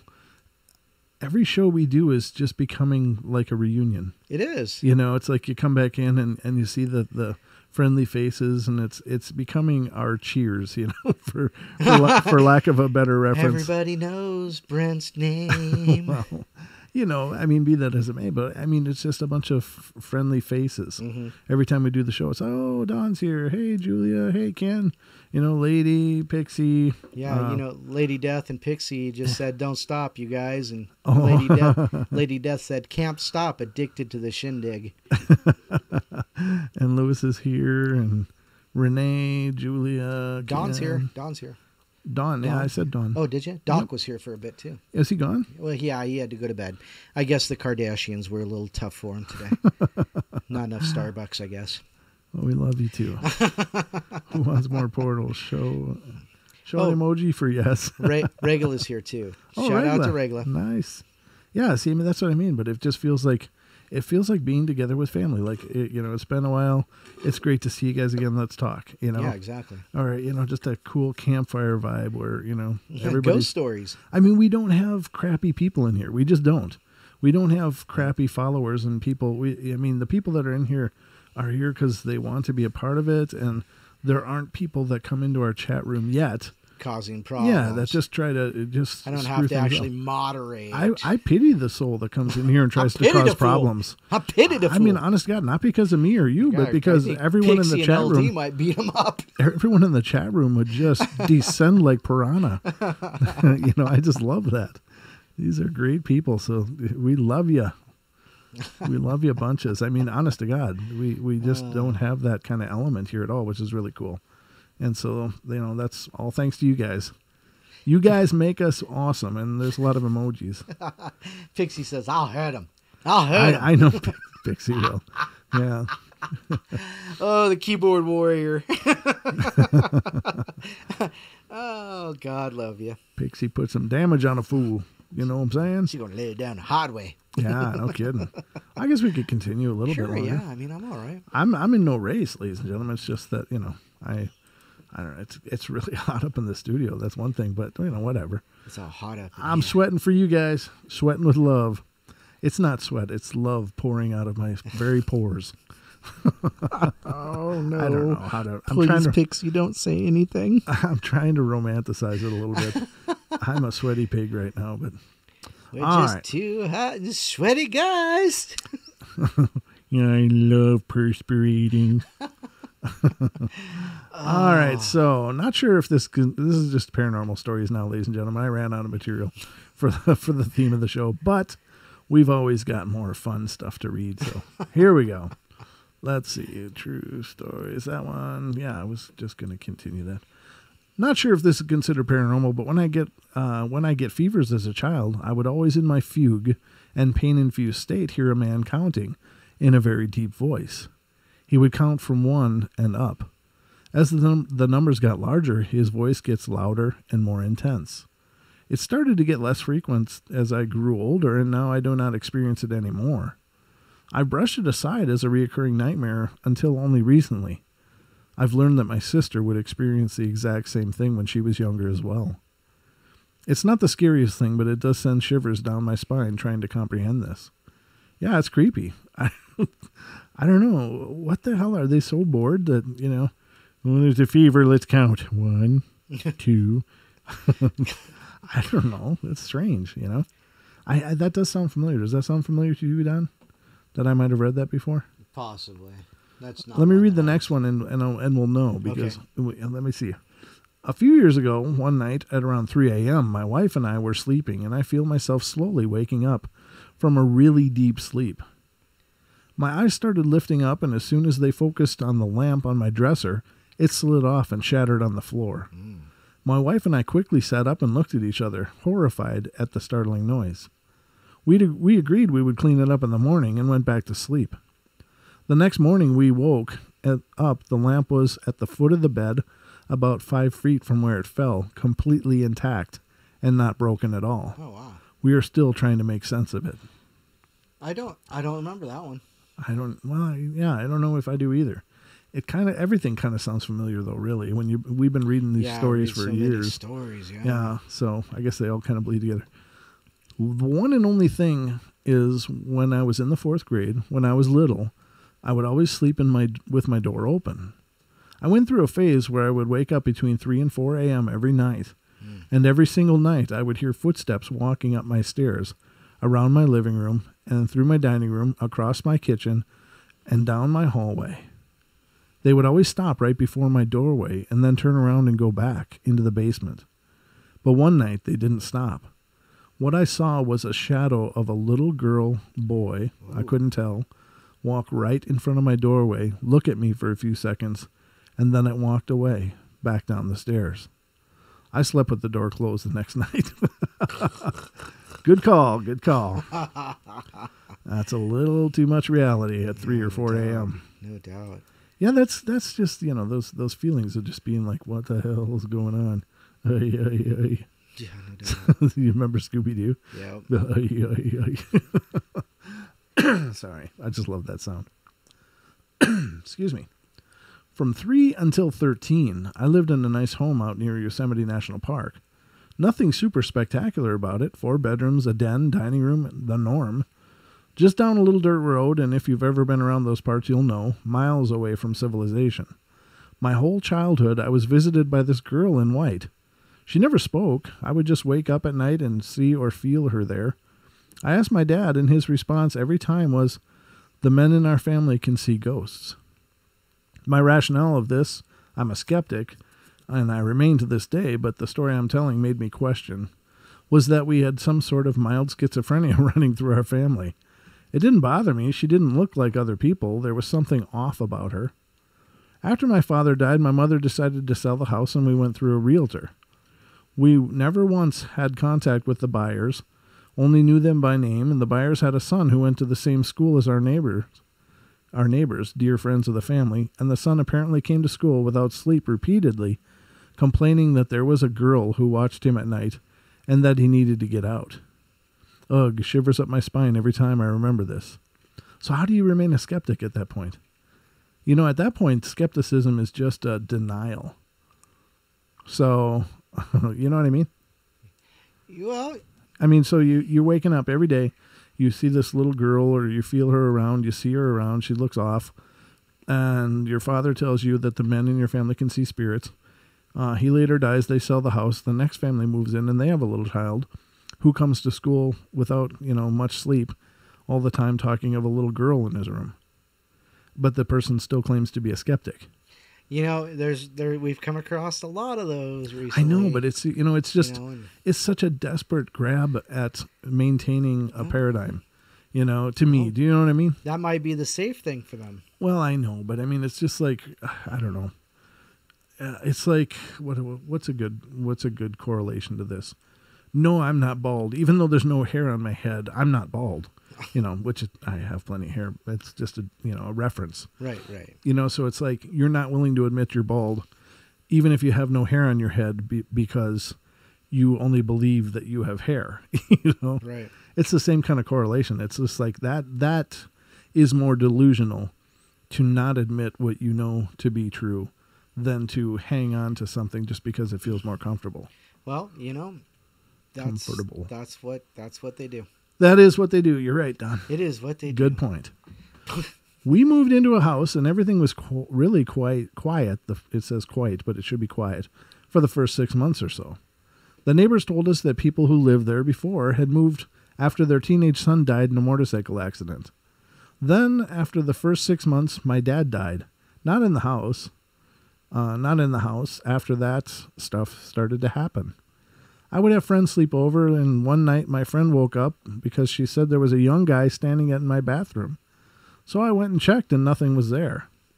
Over the next few years, just about any friends that stayed over the night said that they saw a tall blonde young guy, walking around the house. We did have a few other things happen, like wine glass was on the counter and it broke. No one was touching it. It just shattered on the counter. Another time during the winter, we had the heater on, and my room was always the warmest in the house. And it was ice cold as you walked across my bedroom to the bathroom that was connected. The creepiest thing was when my boyfriend was sleeping on the couch in the middle of the night. He said he woke up to a young guy pushing him off onto the floor. He said the guy didn't say anything, but my boyfriend at the time knew that he had to leave, and he did. He wouldn't stay at my place after that. Yeah, something about, some ghostly person pushing you off a couch might make you feel not welcome. True. Next one is, I never had a haunted house, but the street I grew up in was cursed. Everyone on the street built their house new there, so it was a new development. It was all big properties, so probably like 10 on the street. Something really bad happened to every house on the street. 1 suicide, 1 hit and run, death, 1 cancer and death, and 1 guy fell off a ladder and broke his neck. Wow. One kid, about 18, was declared mentally insane. There were more, but I can't remember the specifics. 1 bad thing happened per house. Our house got off light, i.e. no one died or became paralyzed. Our dad became abusive to my mom and older siblings, and it destroyed our family. My mom and us kids moved away, and the next people who moved into our house built a big garage/shed, and then their teenage son hung himself in it about a year later. We found out later that an Aboriginal elder, this is in Australia, found rock markings warning to stay away from the area as there were bad spirits there. Wow. Gosh, go figure that one. Yeah. It's like an Amityville just starting up. Exactly. Woke up one night to a loud screeching noise similar to the screech a Nazgul make in Lord of the Rings. The entire room was flashing rapidly in bright colors. My computer turned on for a split second, enough to get the fans rattling, and my computer screen had static on it. The entire ordeal was over in less than a second, and I still don't know if it really happened or if my brain was just playing me tricks. They're always after me, Lucky Charms. Tricks are not for kids. Oh, boy. Well, there you have it. So that is that page. Next page. Okay, this may take a bit of doing, so bear with me. And it's a long one, ladies and gentlemen. All right. Take a breath. Army base. So east, West Germany, as was. A still dark autumn evening, must have been warm because it was the kind of temperature you don't notice. Me, 13, and my mate, 15, just dossing around before I had to go in. Behind the flats where we live was a green area with a play area. Only one street light, so it was very dark compared to our street and well-lit main route through the camp, which is about 80 to 100 meters away from where walking. No traffic, nothing. It was never busy, and this one weekend evening, so literally no traffic, and no one was out and about, as far as we could tell, which suited two teenagers just fine. Just bear with me at this, it says bear with me, this is important. So we're headed between our respective blocks of flats and into the darkened park area, and we stop dead. On the main road, moving right to left, was a figure, vaguely person-shaped, but undulating and waving like cloth underwater. It glided along the middle of the road. Based on what we obscured behind it as it moved, I'd estimate it to be between 8 and 10 foot. But at the very least, it was larger than the average man size. This thing, was not walking. There was none of the slight up and down motion of walking. It just glided smoothly, at a fast walking pace, I'd guess. And it was black, not someone wearing black clothes black. It was whole cut into the night, no reflections, no shadows or shades, just blackness. It seemed like a lifetime as I soaked up the detail. In reality, it couldn't have been more than 2 or 3 seconds. I whispered, breathed, "Do you see that?" My friend in whisper replied, "Yes." And the thing changed direction towards us. The last image I have before we broke and ran was of it rising up as it came over the curb. This is what makes it real for me. This is something that had mass, that obeyed at least something of the physical world. It moved from the brightly lit road into the same darkness in which we stood. We broke and ran for our lives.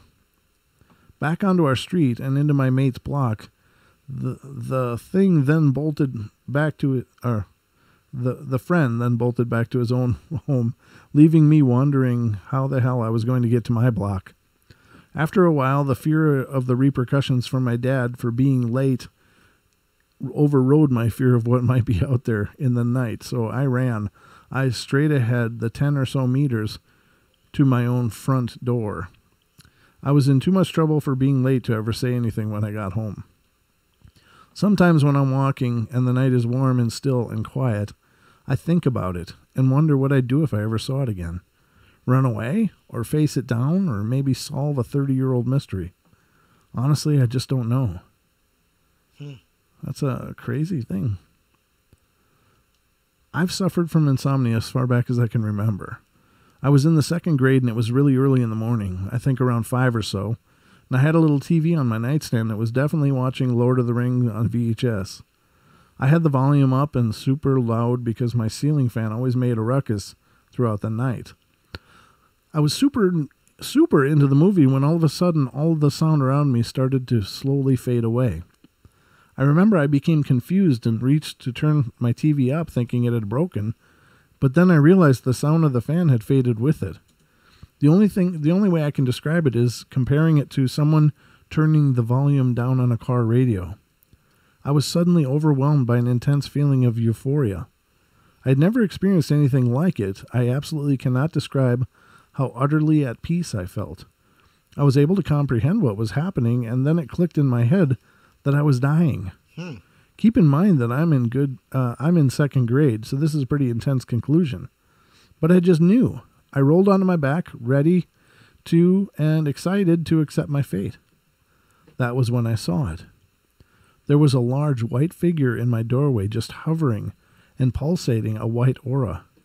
I quickly panicked and began calling out for my brother. His room was across the hall. The figure glided to the end of my bed and just sat there watching. I'm not really sure how much time passed, but the figure suddenly vanished and sound came back, and the euphoria disappeared. I jumped out of my bed and ran to my brother's room, where I practically flew into his bed.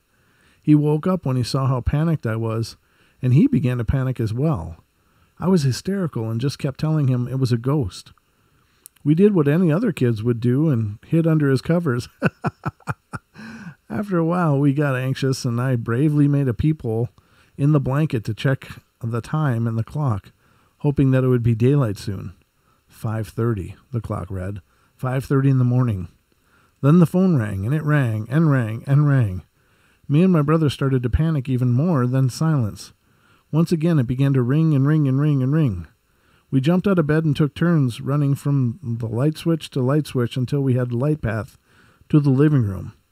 Our house was 5,000 plus square foot, and this is not an easy task. Nice house. We got to the living room and watched cartoons until my mom woke up. She was livid, yelling at us for being up so early, and I told her I saw a ghost, which only made her more upset. My brother, who was always tormenting my irrational fears, got mad at her and started telling her this wasn't a joke and it wasn't my imagination. I started telling her to check the phone because I saw the ghost around 5:30, and it must have been the ghost calling. Kid logic. She went to check the phone and went to the other room for a while. Suddenly she wasn't upset anymore. When we asked her if it was the said ghost, she said it was a telemarketer. She was so nice about it, she let me sleep in her room for the next few days. I thought maybe since it was my brother's birthday that day that she just didn't want to argue, but she never let me sleep in her room. I got home from school on the 15th, and I saw the ghost in the early hours on the 13th. My mom called me to the family room and told me to sit on her lap and that she needed to tell me something. I obliged. My great-grandma passed away in the hospital at 5:30 a.m., and the phone calls were my grandma calling to notify us. Me and my great-grandma were extremely close. To this day, I get chills thinking about it. I know that there are a few ways to explain the occurrence, but I know for a fact that it was 100% paranormal experienced. And me and my brother still back it up, the story, even today. And the next one is very short. I work in a very old school, and I've heard far-off sounds like voices and normal daily activity in an otherwise empty school. I've also heard doors closing and electronic toys move and make noise when I know that I am alone. It's a short story, but still very profound. I mean, not everybody's an author, but that's a really cool experience. Wow. Very cool. What's next? What is next? Are you still good? What is next? You still good to go, Mr. Longbeard? What is this next you speak of? Are you ready to go, or are you ready to be done? You know what? I got to admit, I'm starting to kind of zone out. So I am just about done. Just about done. Well, I guess that's as good a place as any, ladies and gentlemen, to end our nightly broadcast here on Wednesday evening. Hump Day's Eve celebration show, shall we call it? But, I mean, you know, what can I say? We love you, and we are absolutely thrilled y'all are here and been listening and participating, and thank you for all that you do. You guys make this all worthwhile. It does. It does. It is awesome. Hey, we got the 26 likes. Wow, nice job, Can you believe everybody. that? Phenomenal. Thank you. Wow. And please keep spreading the word about the portal. Again, I don't want it to be empty subscribers that come here. Right. But if you know people that are into the paranormal, please let them know about the show, and maybe we'll find some new friends in the whole journey. We all need new friends. I can never have too many.